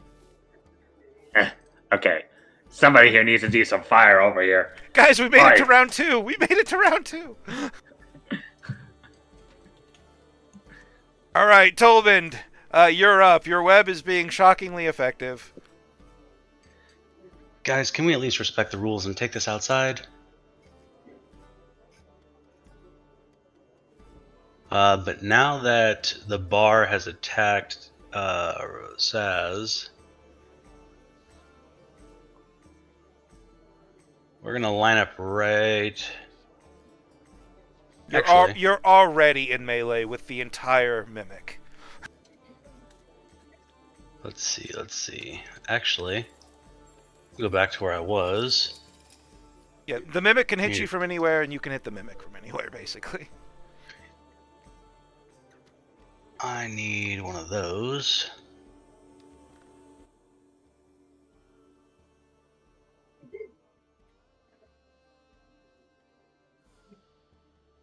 So yeah, it literally hits everybody. Okay. Tolman's gonna cast Cone of Cold. Holy shit. It's a shame I can't make a deck save. Well, it's an evocation, so you won't get hit. Oh, duh. I forgot you were. Yeah, so Saz is good, and Bonk is good, or Gruff is good. Oh, this looks confused as this cone of cold doesn't do anything to him. What the?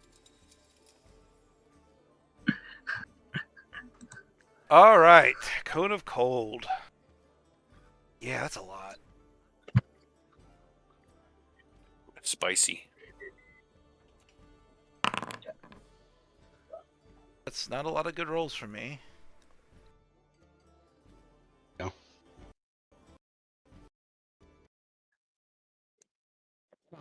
I'd like to say That's thank you in fine. advance for everybody avoiding the bard, who's not really doing anything to anyone. He's just kind of there. The bard did not get rolled into initiative. The bard is too busy panic shaking. He's off in his own world. He's traumatic right now. I'm pretty sure that clears out everybody, so I will drop concentration on Web. The spider's gone. I'll find you, spider, eventually. Like It was the frog. It was the little frog. no, What? it Let's go at the frog. It wasn't me at all. I don't have any ice powers. It's Thunder Tongue, not Frost Tongue. Come on, man. I It's said in the the little name. frog. I think you meant that one. Tongue. Yeah, no, not you, Thunder Tongue. You're good. It's your friend there who's an asshole. I'm after you next. And with that, Tolgrim will try to start moving towards the exit.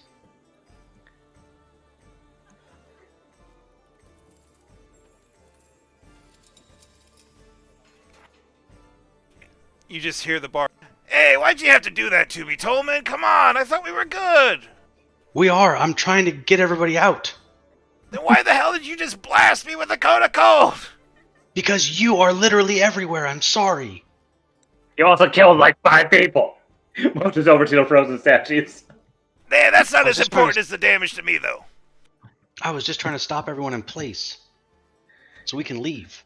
We're trying to take this problem outside. I'm trying to respect your rules.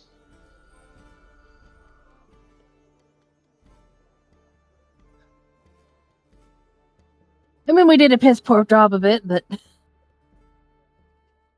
don't know what the hell you're talking about. I haven't killed a single person here. Okay, so Thunder Tongue is gonna fail. Thunder Tongue is gonna use Legendary Resistance. Thunder Tongue has resistance to cold. So 45 is gonna become 22, is gonna become 11. Math. Well, that's rude. Test. yeah, I didn't consent to that at all. What's that? Him taking less damage than he should have. I made large numbers small. Did 3 eyes pass? I haven't done 3 eyes yet. I was doing the little guys, and I had to do the mimic. All right.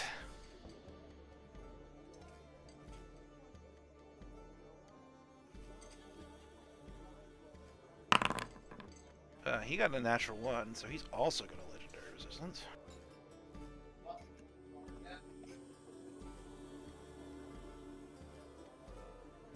That was very fucking rude, you know. He is not fucking resistant to cold, though, so he's just gonna take 22. You tried to kill us. You got my best friend killed! Are you talking about Ripper? Don't you say his name. We didn't kill him. You sent him to his death! And, yeah. I think you've made him mad. So at the end of your turn, he's going to do something.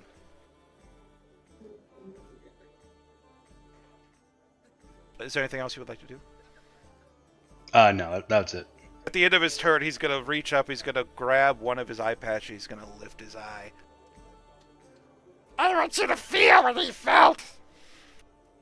He's going to use his Eye of Endings. Can I get a... oh, it's a dexterity save. Can I get a dexterity save from you, please? First of all, rude. Very rude. No, I think it's fine. I think this is safe for half. Okay. Okay, so he lifts up one of his other eye patches, and you see another large, like, kind of bulging eye. This one has, like, a gray. The white is more like a gray and a yellow. Instead of, like, the rainbow hue, this one just has this dark, almost void. And as you gaze into it for just a second, you can see your own death mirrored there. You save, so you're not going to take 49 necrotic damage. You're going to take 25.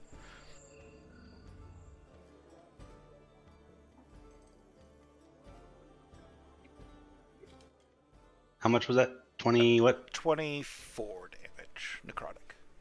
All right.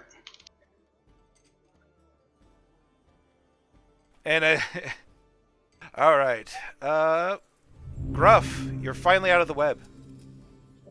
Yeah, time to deal with this spider. And he walks over, and as he does, as a bonus action, you'll watch as his size somehow gets even bigger. As his size just grows to that of a large-sized creature. That was his bonus action. We love to see it. And that was his bonus action. And for his action, he's going to do what every good barbarian should do, and reckless attack. As swing one. Literally, as this is happening, you just see like Thunder Tongue like look over. His tongue is still wrapped around, Suzoda, obviously. Just kind of give you a nod of approval. Yeah. The OG versus the remix. Okay, that will be 20 damage on that first attack.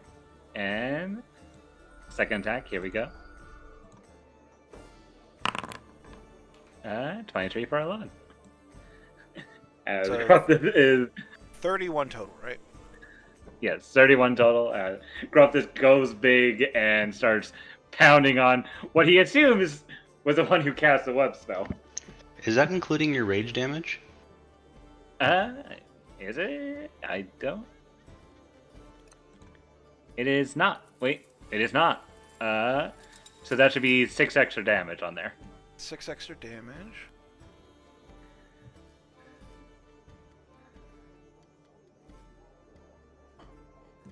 Okay. And with that, Gruff is large and in charge in front of this small frog. That's what you get, you small, you little spider. I'm not a spider. It was him who cast the spell. And let's see.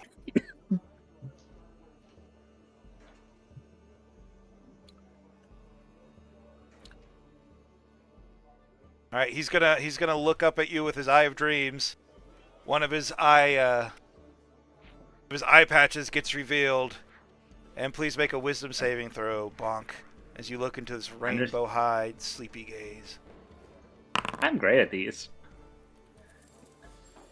You're so good at those. And as you watch this gaze, you feel lost in it.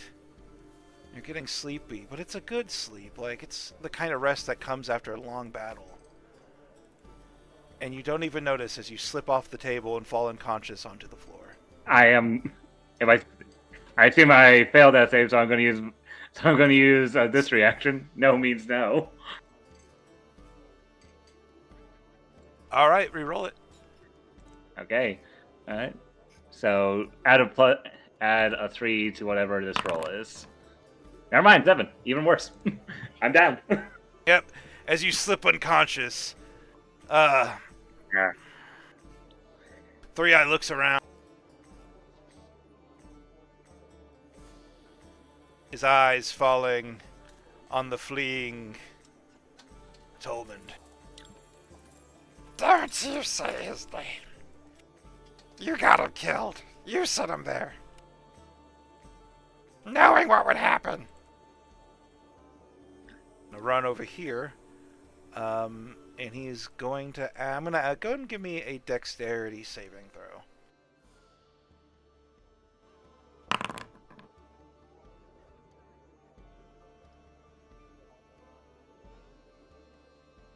Oh, yeah, rogue. I forgot. Fucking, you have insane dex.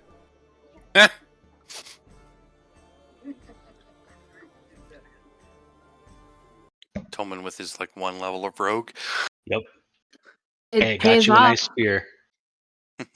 So It did. with all of his eye shenanigans so far, like you've just kind of lost yourself in his eyes, or you've seen something in that eye.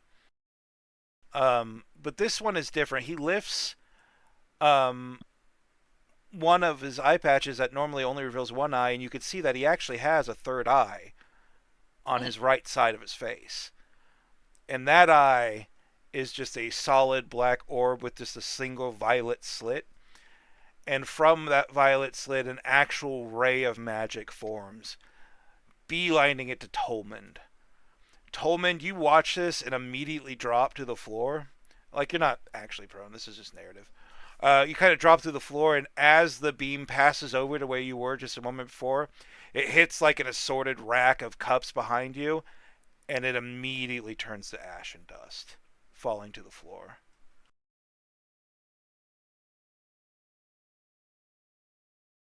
And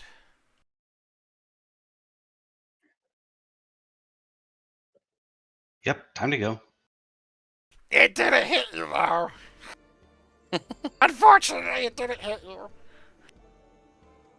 All right. You just like hear this speaking with his mouth full.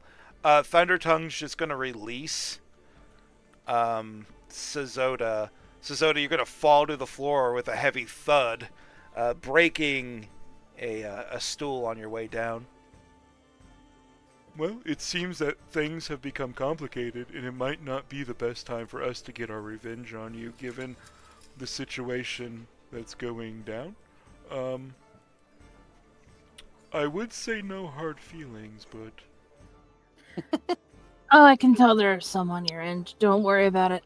Well, you know, he saved my life, and, you know, he was also my brother.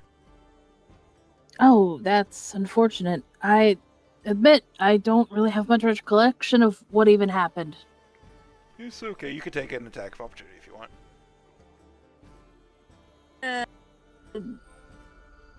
Just understand I'm not gonna try to kill you guys now. We really kind of need to get out of here.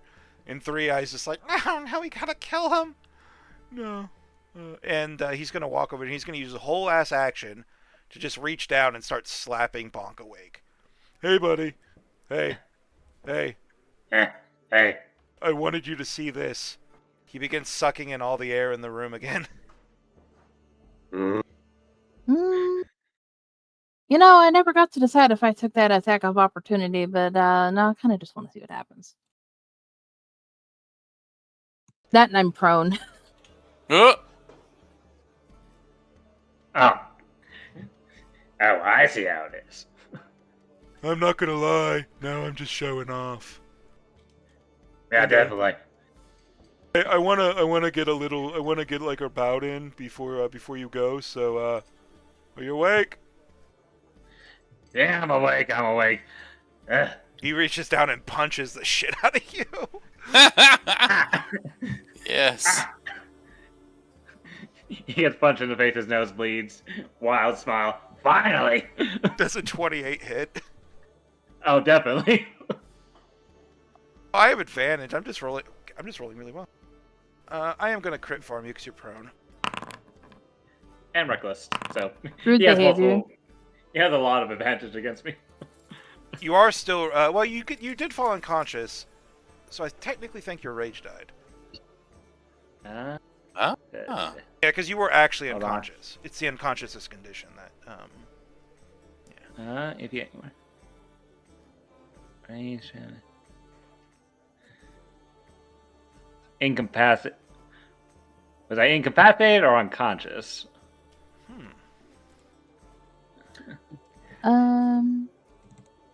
Because it says here incapacitated. I don't know if incapacitated and unconscious are the same thing. So Yeah, unconscious gives you the incapacitated and prone conditions. Ah, gotcha. Okay then. I had to look Yeah, that up I'm real no quick, longer so I was raging. like, So yeah, he just reaches out and punches you twice.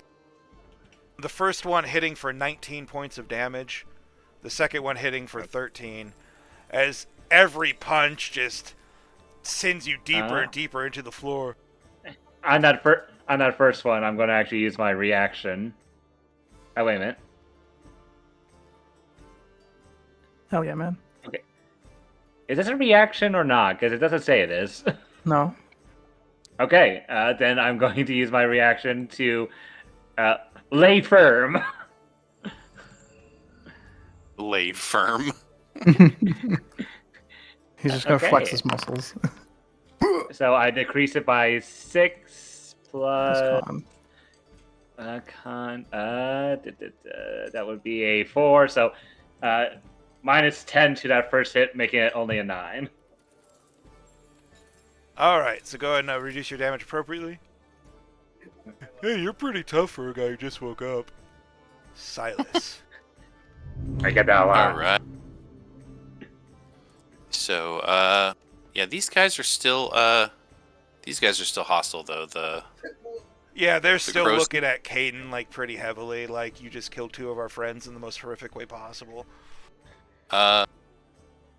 Do either of them look more damaged than the other? On a scale of fucked up, the one closest to Caden is the one that currently has most of his skin on the floor compared to the other one. Yeah. All right. Yeah, so we'll attack him. He sort of takes some pebbles out of his pocket and waves the hand over them, and then whips one at that fella. Let's see if it works. It did damage, but didn't attack. So, all right, let's try something different here. So I have a different one. Spells. And let's do this. No, it's That because again it's- just does damage. It doesn't attack. Just manually Yeah. roll it real quick, and we'll fix this in post. Yeah. So I'll just roll a different attack cantrip.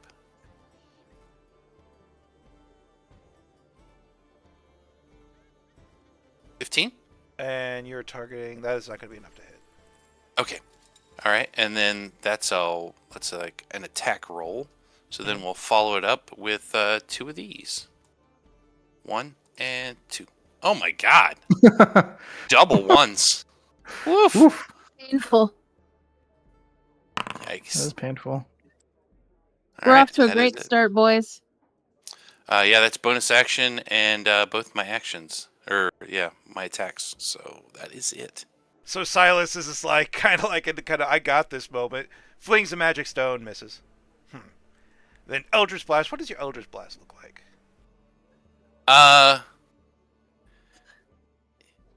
You know what? Let's make it really corny. So you know what a bar looks like? You know, like music, like sheet music. So it looks like a line of sheet music. That's kind The of Doctor Strange You know- versus Doctor Strange fight. I get you. Yeah, with all the notes on it or Yeah, whatever. I know what you're. I'm picking up what you're putting down. So it's just basically he's getting assaulted by sheet music, and so every time Yeah. it's hitting his armor, it's just clanking, and this like all this beautiful music is just clanking this ungodly noise as the armor manages to defeat it, and the notes disappearing into nothingness, and The crowsman looks up at you like half of his face is gone. And just like he kind of staggers there drunkenly and doesn't seem to react very well. Is there anything else you would like to do, Silas? I know that is everything I can do. Yeah. All right, and then this guy just looks around, finds Caden. You have to come with me. Throat's already burning. I have to do this. Please. And he's gonna hit you upside the head with the flat of his sword. Right. Don't make me. Stop resisting.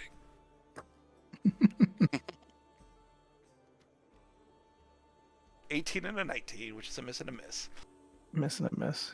One just hits the bar. The other one, he just like raises his shield, knocks it to the side. The bar's just like, hey, I'm hurting here. That was a pretty nasty cone of cold, plus the elemental burst and all the other AoE damage I've taken. Come on, guys. I'm sorry about that one. This is why I did not. I meant specifically to attack them. Yeah, I appreciate it. There's a free ale in that for you. Excellent.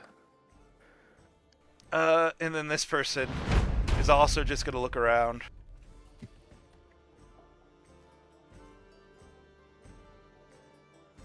Sees Caden, sees her injured friend,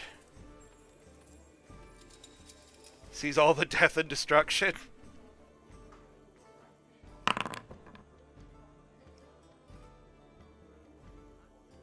And breaks and runs.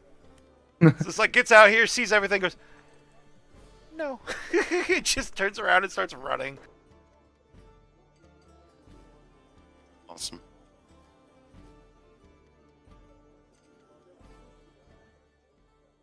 Kind of weaves between those two tables, goes down the side, just trying to stay out of line of sight. It's like, Serpico. Meanwhile, Sazota, you are no longer in a tug of war as Thundertongue has dropped you and has proceeded to start punching the gentleman to your south.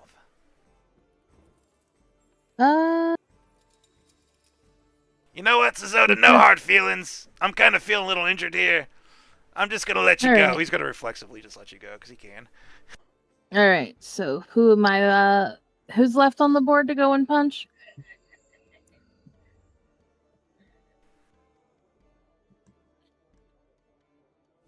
Just the guy over there? All right. Just the guy over there, the person running, and the frogs are in the process of leaving, but having a few punches on the way. You know Just what? being a punching bag right now. You don't know Sorry Caden, about and that. you don't know why he's getting attacked, but if you feel like defending him, Yeah. Yep, sure. You stuck up for Tolman. He just kind of jumps up, comes over here. Actually, not even over there. He's just going to go here. And unarmed strike, and it's actually just going to be force damage. you attack from 10 feet. Yeah, Sweet. for element spunk, it lets me do that. Element Monk is pretty awesome, though. Yeah. All Well, I right. mean, they had to And, do something. It was 18? one of the worst subclasses. Yeah. And then they made it like the best one for like to start with to have for monk. So All right, so an Monk 18 does gotta hit glow for up. 9 damage, 9 force damage. which will are you attempting to, are you doing non-lethal or lethal? I'm doing non-lethal. I'm not really here to murder people intentionally. So your first punch just clocks this guy, like most of his face is like melted. It just lands with a wet thud, and this guy just falls, hits his head on the bar, and then slips unconscious to the floor. And then yeah, he'll just lean on the bar. If people are fleeing, they're fleeing. That's his turn. All right, Caden, you're up. Right. Well, looks like I've worn out my welcome. Should have known that they were there. It is excellent to make your guys' acquaintance. Saz and Tolman, I've only heard about you, but hopefully we meet again. And 5,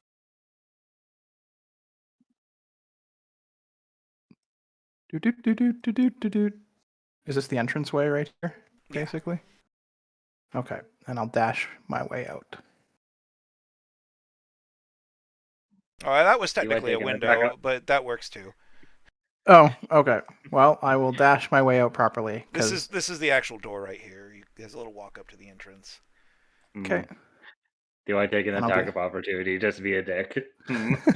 I Nah, mean, you can go. is he prone on the ground or are you up now? Yeah.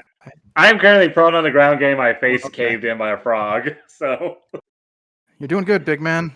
And just kind of hop over you. What was that?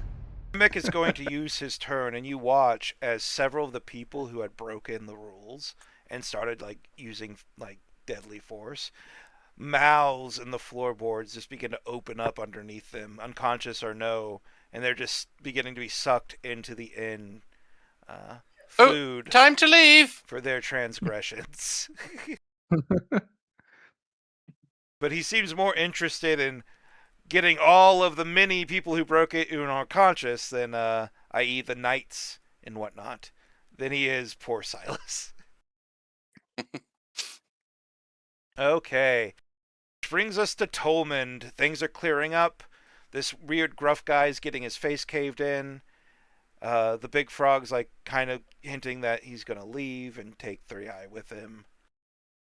And everybody else is unconscious, dead, or dying, or running. Well, Sazota, looks like it's time to go. Mick, thanks for having us. We'll be out of your hair right now.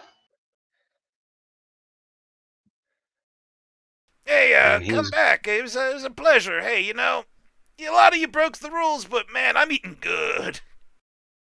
well. Well, I Would hope you you be opposed to us staying then? Yeah, I'll give you guys a free night. You gave me like 8 bodies here. Ethically Huh. sourced, too. Fair enough. Big fella, would you mind stop hitting the guy on the ground? If you want to fight him, at least make it fair. No, I'm pretty sure he wants this. Yeah, he seems weirdly Alright. into it. Fella, Alright, alright. you okay with that? Hey, when he gets back to me, I'm showing this guy what's for. Don't speak for me, nerd. Hit I you can with the smell your nerd. kind. I can smell your kind. I know you're a nerd. Jeez. Do you want me to Well, hold him still while you punch him? yes, proceed. No, it's as 2 warriors, we're gonna have a respectful bout of fisticuffs, and then we're gonna go Oh. on our way. Okay. Well, if Three Eye is done, then Mick, can I get a drink? Yeah, let me move this corpse real quick, and one of the corpses just disappears under the bar. And then another opening kind of pops out of the rear, the shelves, and a heavy tankard falls in front of you. There you go, on the house. Thank you. Yeah, it's my own brew.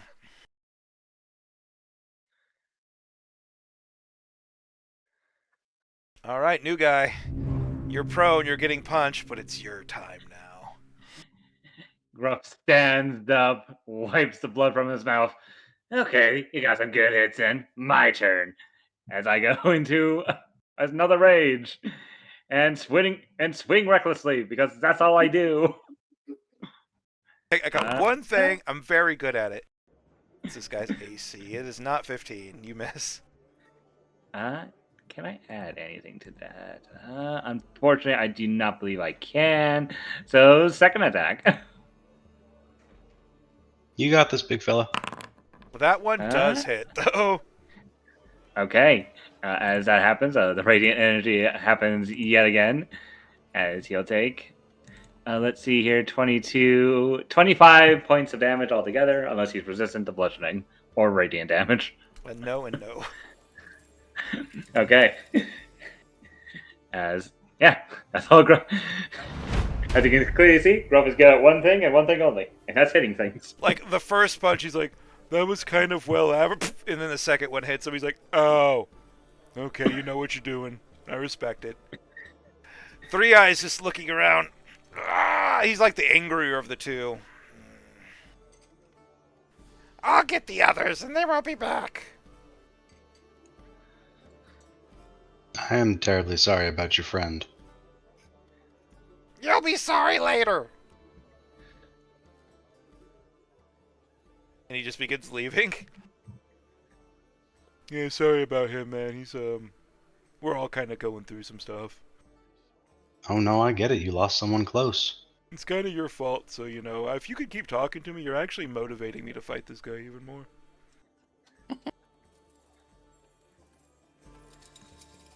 All right, and then Thunder Tongue. So he thinks for a moment. You know what? Never mind. And he's just gonna kind of puff up his chest as much as he can. His tongue is gonna whip out and slam into Gruff. Gruff, could you give me a strength saving throw, please? Okay, I do need that advantage. I have a I'm rating. suspicion you're not going to be bad at this. 17. And somehow you only just met the TC. Because I rolled low. I've been rolling low. It's just I have a good plus to all my stuff. All right, so you're not going to get pulled towards. You're not going to get pulled towards him. So you're not going to be restrained or anything. So his tongue lashes out, and just there's a crack of thunder as you barely miss it, but like the air as it passes does some damage. It's going to be 23 knocked down to 11 thunder damage because you saved. Okay. Then his tongue comes back, and when his tongue comes back, he's going to punch you again. Let me read Understood. this attack. Oh, okay. He's not going to bite you because he's a gentleman. This is fisticuffs and tongue-cuffs. Though technically his tongue tip is a hand, so... Gee, That's just gross. It's hand-shaped, like he can grapple stuff, kind of like Alexodon's trunk. Fair. So, Although you have advantage on these attacks because I did Reckless. I rolled a 28 and a 28. I mean, that hits. You're rolling not terrible. hard to hit, but... I'm rolling amazing with this guy, at least. I can't make a saving throw to save my life today. Okay, so 18 on the first attack, and 19 on the second attack. 4 reduction. Are these both bludgeoning damage or thunder damage? It's all bludgeoning now. He's fisticuffs. So it's 18 and 19, you said? 18 and 19, yeah. Otherwise known as 18 damage. Understood. Gruff is still standing. He's just looking at you like, wow, you're really strong. No, most people usually give in by now. I fought so many people.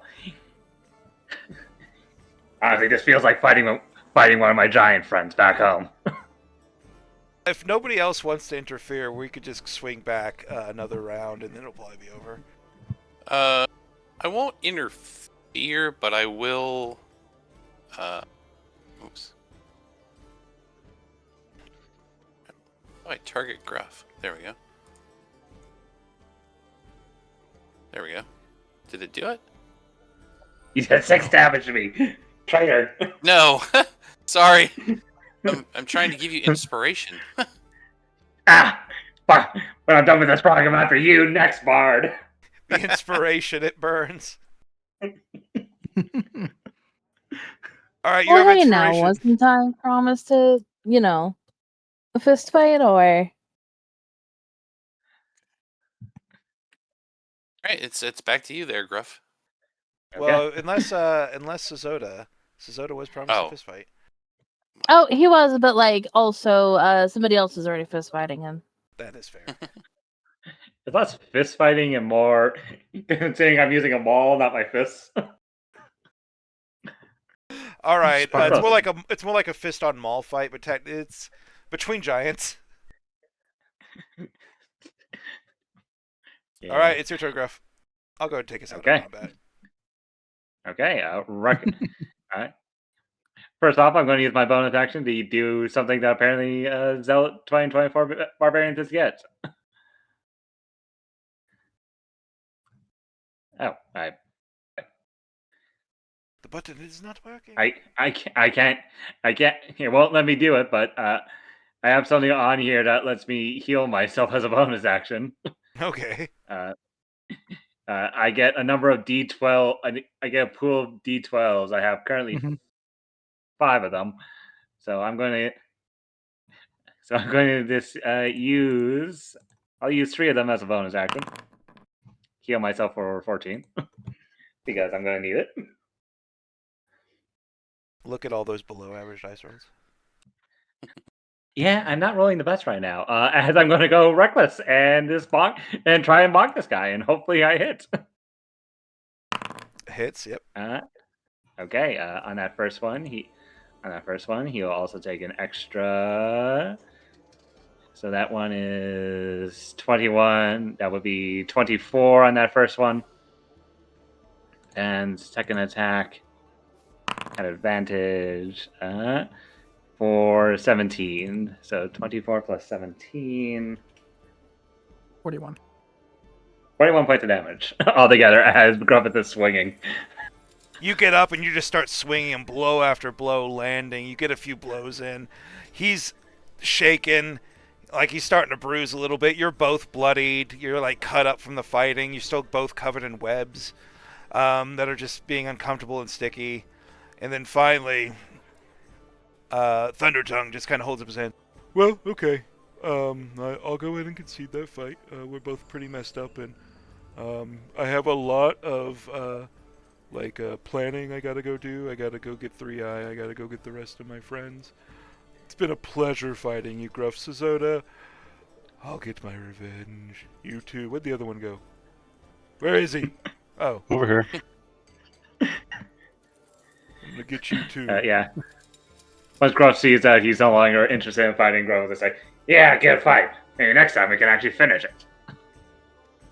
Yeah, it was a good fight, man. Yeah. Can't wait. Next time it's gonna be so cool. Bring like your A game though, you know? I don't I mean, you did kind of get us early in the morning. well, you know, Nice. yeah, it was pretty early in the morning and you know, but yeah, we'll be prepared next time, right? Mm-hmm. Yeah, challenge accepted. As Bring Gruff your does A walk. game next time. I love it. Gruff, who's an idiot, does not realize that he's just been insulted as he just walks back to the bar and is willing to get and is going to get himself another glass of mead. And like on the bar, another mouth opens up and is just spitting out basically loot. Just like a long sword, a mace, a fucking like a bloody leather jerkin, like some fucked up like steel plate, all of the armor that the knights who are after Caden that gets spewed up, all of the heraldry's gone, all of their backpacks and satchels, all the stuff that just the mimic doesn't want to eat is basically just getting like tossed into a pile. Hey, you know, if you help me look out for it, and you know, I'm giving you guys a free night and some booze. You know, I already got all the coins and the good stuff, but yeah, I can't do anything with that shit. So look through it. Take yourself some alright. spoils. Appreciate it, Mick. My reward was a good fight. That's all I need. And so now our group finds themselves in a suspiciously empty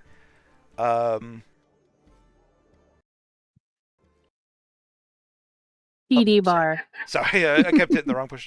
A suspiciously empty tavern that's now just completely devoid of everybody. Even Caden is left. But it's just you, 4 lovely people, a bard who you're pretty sure is turned into a statue, for they haven't moved in the last several minutes, and then this mimic happily serving you alcohol while talking about, well, very uncomfortable things involving the taste of certain people. I'm going to just casually tune that part out. I mean, I don't know what that Caden guy did, but it feels like spice. I feel like this is what spice is. You don't know what spice is. Like, you've never had spice.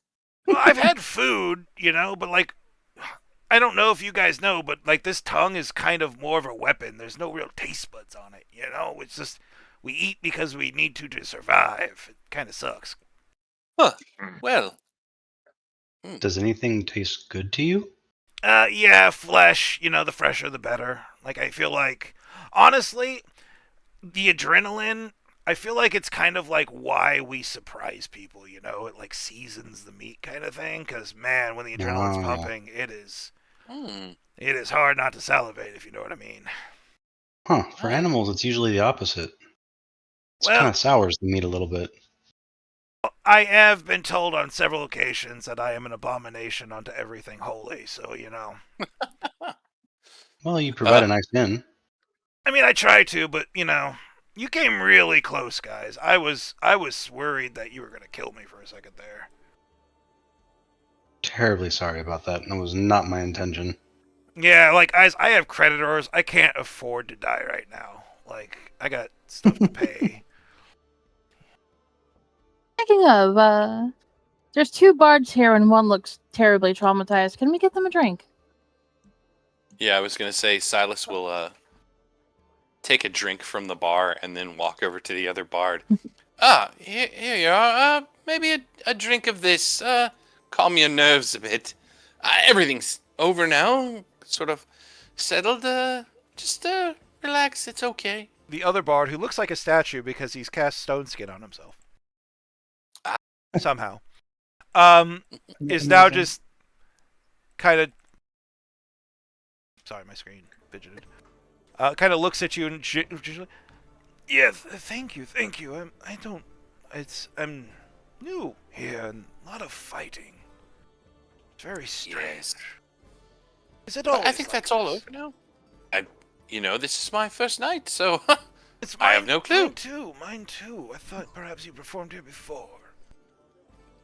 No. Well, they seem to know you. They seem to know Yes. you and the one who left. They seem to be known too. Right, and for that reason, I'm probably not going to hang around. I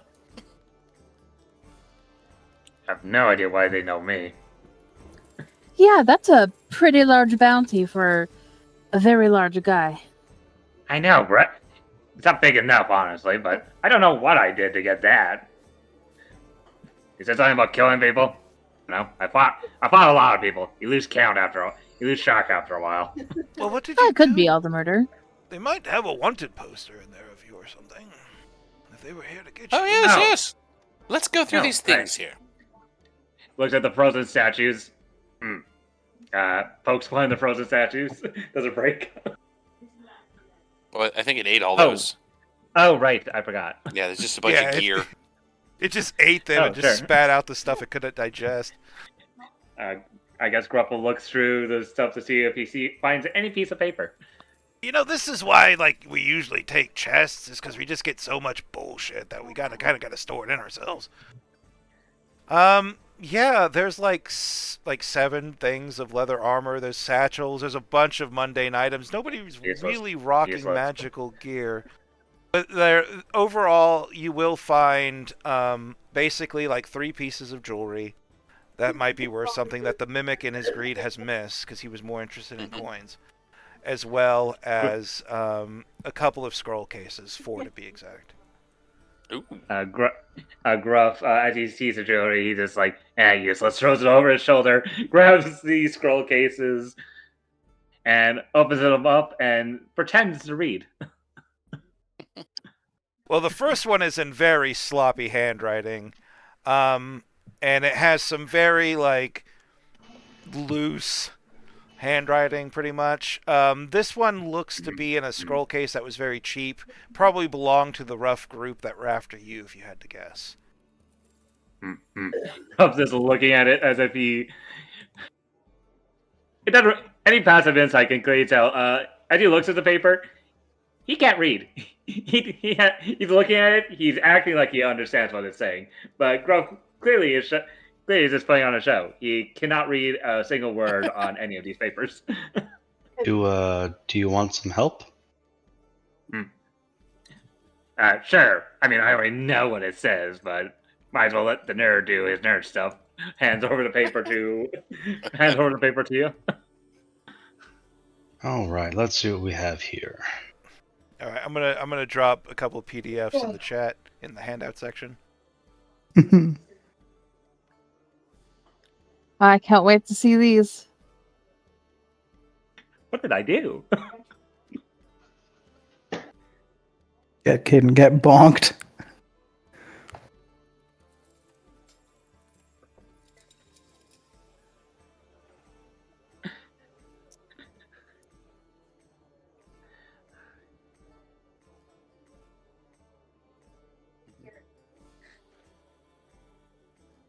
Handouts. Nice. I can't even fucking count that high. Does it say what I did, or does it just say the price? Just the price. Damn. I need to know what I did, so I can redo it and make a bigger bounty. Because those are rookie levels. That's rookie numbers right there.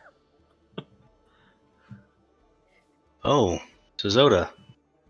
Seems Yes. our new friend Caden is also wanted by an Inquisitor. Oh, interesting. You remember those fine folks, right? Fondly. Hmm.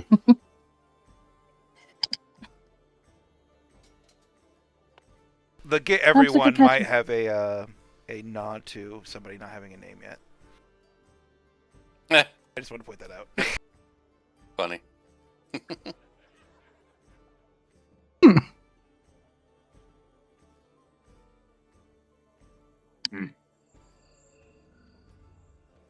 Who was Karn in all this? Literally a middleman who sent the guards to go arrest all the wanted people, which is Oh, everyone.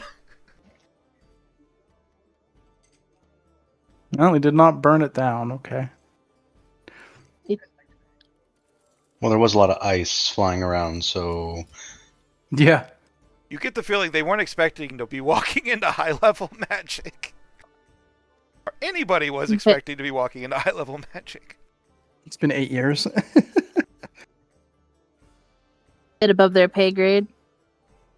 All right, so you sit here going over the loot. The fourth scroll case does have a spell scroll in it. ooh, Fancy. Hands over to the nerd. As Grove has no use for magic. It's probably a spell you already have because I randomly rolled it. It is a counterspell spell scroll. nice. Free extra counter spell. Well, would somebody else like to hold on to this? Never hurts to have more opportunities. I don't think I can use it, but thank you. And walk back in, see you guys going through shit. You guys are still here. Oh, no reason not to be. The prodigal son has returned. What? You do not think Apparently, they'll you're send quite a more wanted people? fellow yourself.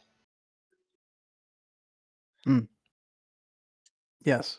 That's what happens when you cross the Black Caravan, apparently. Oh, Anyways, yes, indeed. that is why I suggest we should get moving. He's probably right. No reason to hang about. Your wanted letter, if you're interested. Oh, Excellent penmanship, by the way. is my visage there? Your roughly drawn visage is there, yes. But you look a little bit more noble, and apparently the artist took liberties with your shoulder width. It seems like whoever drew this had a very fanciful, I guess, iteration of you in their brain. It's like they were drawing your brother instead of you. Oh.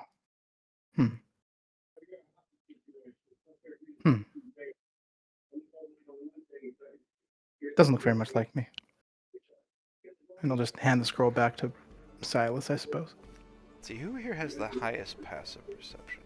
That is going to be the monk. And the Tolman. Wow, you guys are both at 18. Yeah. I have to. So, I recognize you two from folklore, though it's been like a decade. Folklore. A decade? It's only been about, 8 years. That's not a total decade, right? I think we're splitting hairs now. Yeah. Long enough, though. But who are you folks? Gigantic Goliath of a Gruff, man. Gruff size would return to medium after a while, but Gruff would just say, "Oh, I'm Graf Bonkaden of the Bonkaden clan. Bonkaden. I basically go around, fight people, do quests on the side, fight strong monsters. If you need anything strong fought, I'll fight it." So it's What not if we just a did- clever name. Something weak. Oh, Or I don't. sly. I don't bother. I don't bother with weak things. I only fight strong things. Or musical. What's my And I'll just gesture towards Silas. Just strong things. Go bow. And who are you, my friend? Yes, Silas. Happy to make your acquaintance. You, I Happy to make assume yours. you're, this Caden person? Yes. Sorry, I should have introduced myself. I'm Caden Westgarden. Is, a fowl of the Black Caravan, it sounds like. Hmm. A dangerous enemy to have, I'd say. Oh, they would know. Oh, oh, no. Oh, yes. Right. What are you wanted for? Or are you not? Wanted? Oh, it's a misunderstanding more than anything else. Just a bit of a kerfluffle. But it's not important. Now, you two, I assume you're Tolmond and, Sazota? It's Sazota, yes. Yes. Well, I've been looking for you as well. It seems we're Apparently- quite popular, Tolmond. Yeah, I don't know what Yes. happened, but yeah, it seems like everybody knows who we are now. Taking quite a while to track you down. Oh, But, Why are you tracking them? Well, a benefactor, a mysterious benefactor, broke me out of prison, shortly before a giant crustacean fell from the sky and destroyed everything, and they said that I was to find, these two, and, they had a couple other names, and, was supposed to help them in return for, granting my freedom, and of course, out of sheer nobility, I agreed. And then, after he set me free, off I scampered to try to find them. But needless to say, they get around quite a bit. At You're one point, just searching for completely death. disappearing from the continent. You're searching for 8 years? Like I said, difficult folks to track down. Well, we did end up in a different plane for a little while, and then we apparently got trapped somewhere for some period of time. Yes, I was tracking you for a bit, and then I got to an area, and you just sort of vanished from the coastline, as if you swam away. We did. Dragon turtle. What? Dragon turtle? Ooh, A Yeah, dragon turtle. dragon turtle? ooh, that sounds strong. Where's it? I mean, were you swallowed by this thing, or No, actually, we rode it on its back. you rode a dragon turtle It took us up north. Way voluntarily? up north. Well, that explains a bit of things. Quick question. This Where are we? benefactor of yours, was it a turtle? Can't really say. I mean, it was a very large figure, sort of a big hunch on his back. I just thought it was a birth defect, but guess it could have been a turtle person. Again, I didn't see them very well, and I was more interested in making my escape than yeah, trying to match faces and names and things. Because our adventure started by us getting hired by a turtle person. It's turtles all the way down. I'm sorry. Yes, this adventure of yours, right, you've got some new god or something? Yes, Kylos. kind of.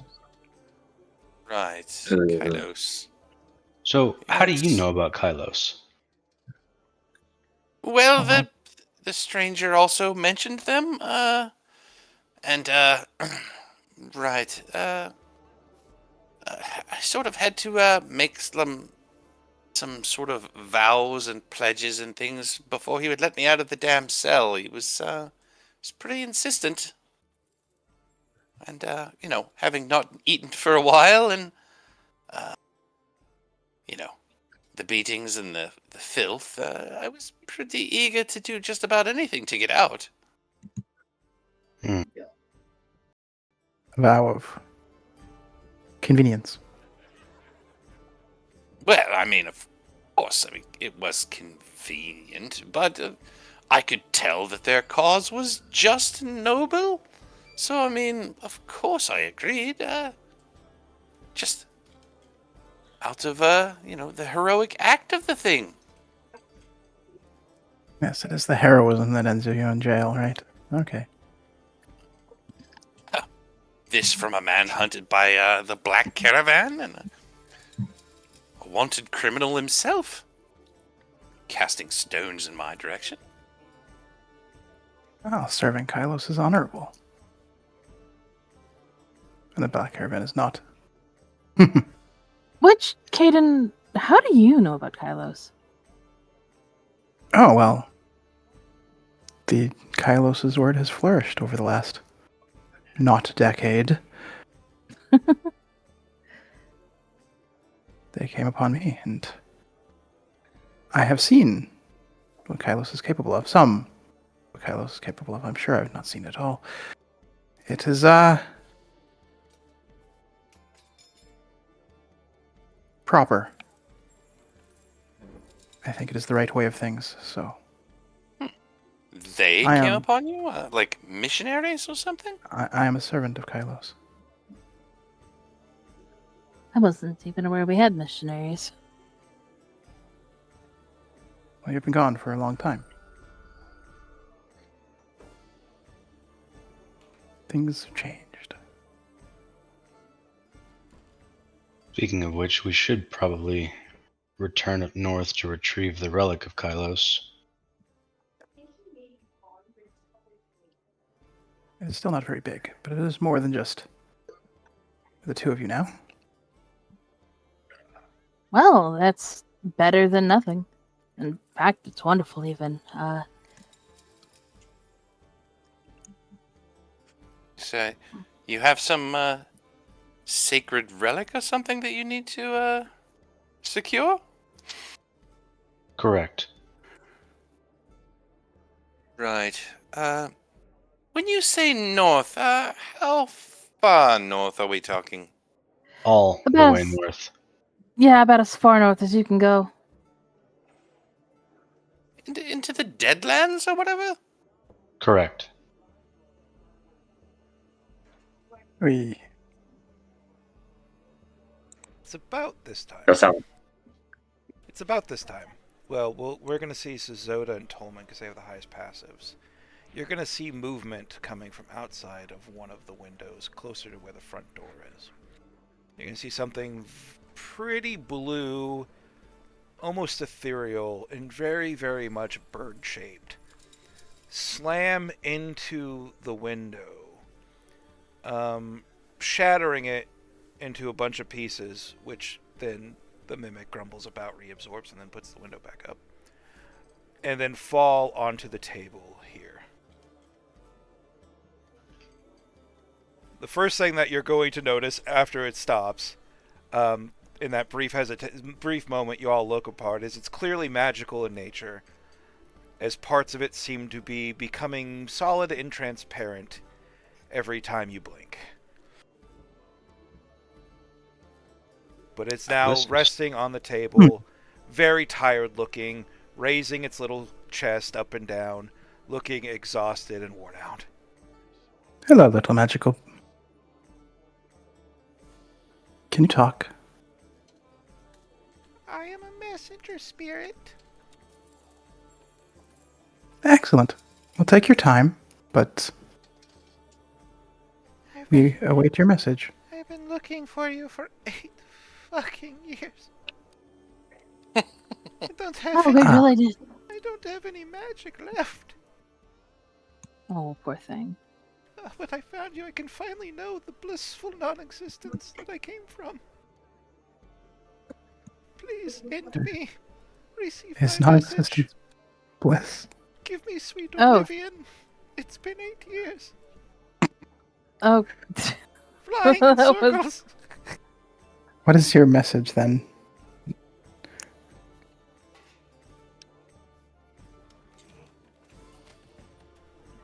So, the spirit struggles to stand up on its little bird legs, looks up, opens its mouth, and then you just hear screaming. Like garbled, strangely like out of sequence, magically enhanced screaming. But you think you can hear something underneath the screaming. Give me a perception check. My. Tolman's got it. Zoda's got it. Guess what I rolled? Well, A 12. Suddenly, Zoda doesn't have it. The DC went up by 1. Oh, damn it. Zoda and Tolman, as this bird screams into the night, you can hear underneath this magical sort of contamination, given the age and distances involved.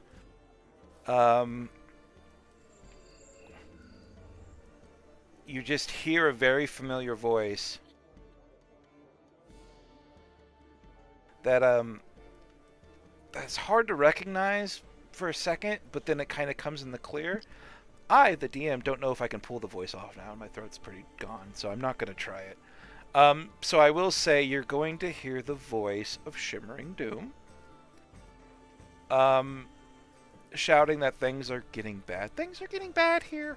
We really need you to come back as soon as the spirit finds you. Please. Zoda, come on, man. We need you. Oh no, my little buddy. And this message is 8 years old. Yikes. Whatever Yeah, was we- happening has happened. And with that cry for help from an old, familiar voice, in the middle of a mimic tavern that is still digesting its meal as all of you drink from little mimic flagons of ale, that is where we'll end our session, with our group figuring out what to do in the chaos that is their new life in Radiance 2. Electric Boogaloo. Electric Boogaloo.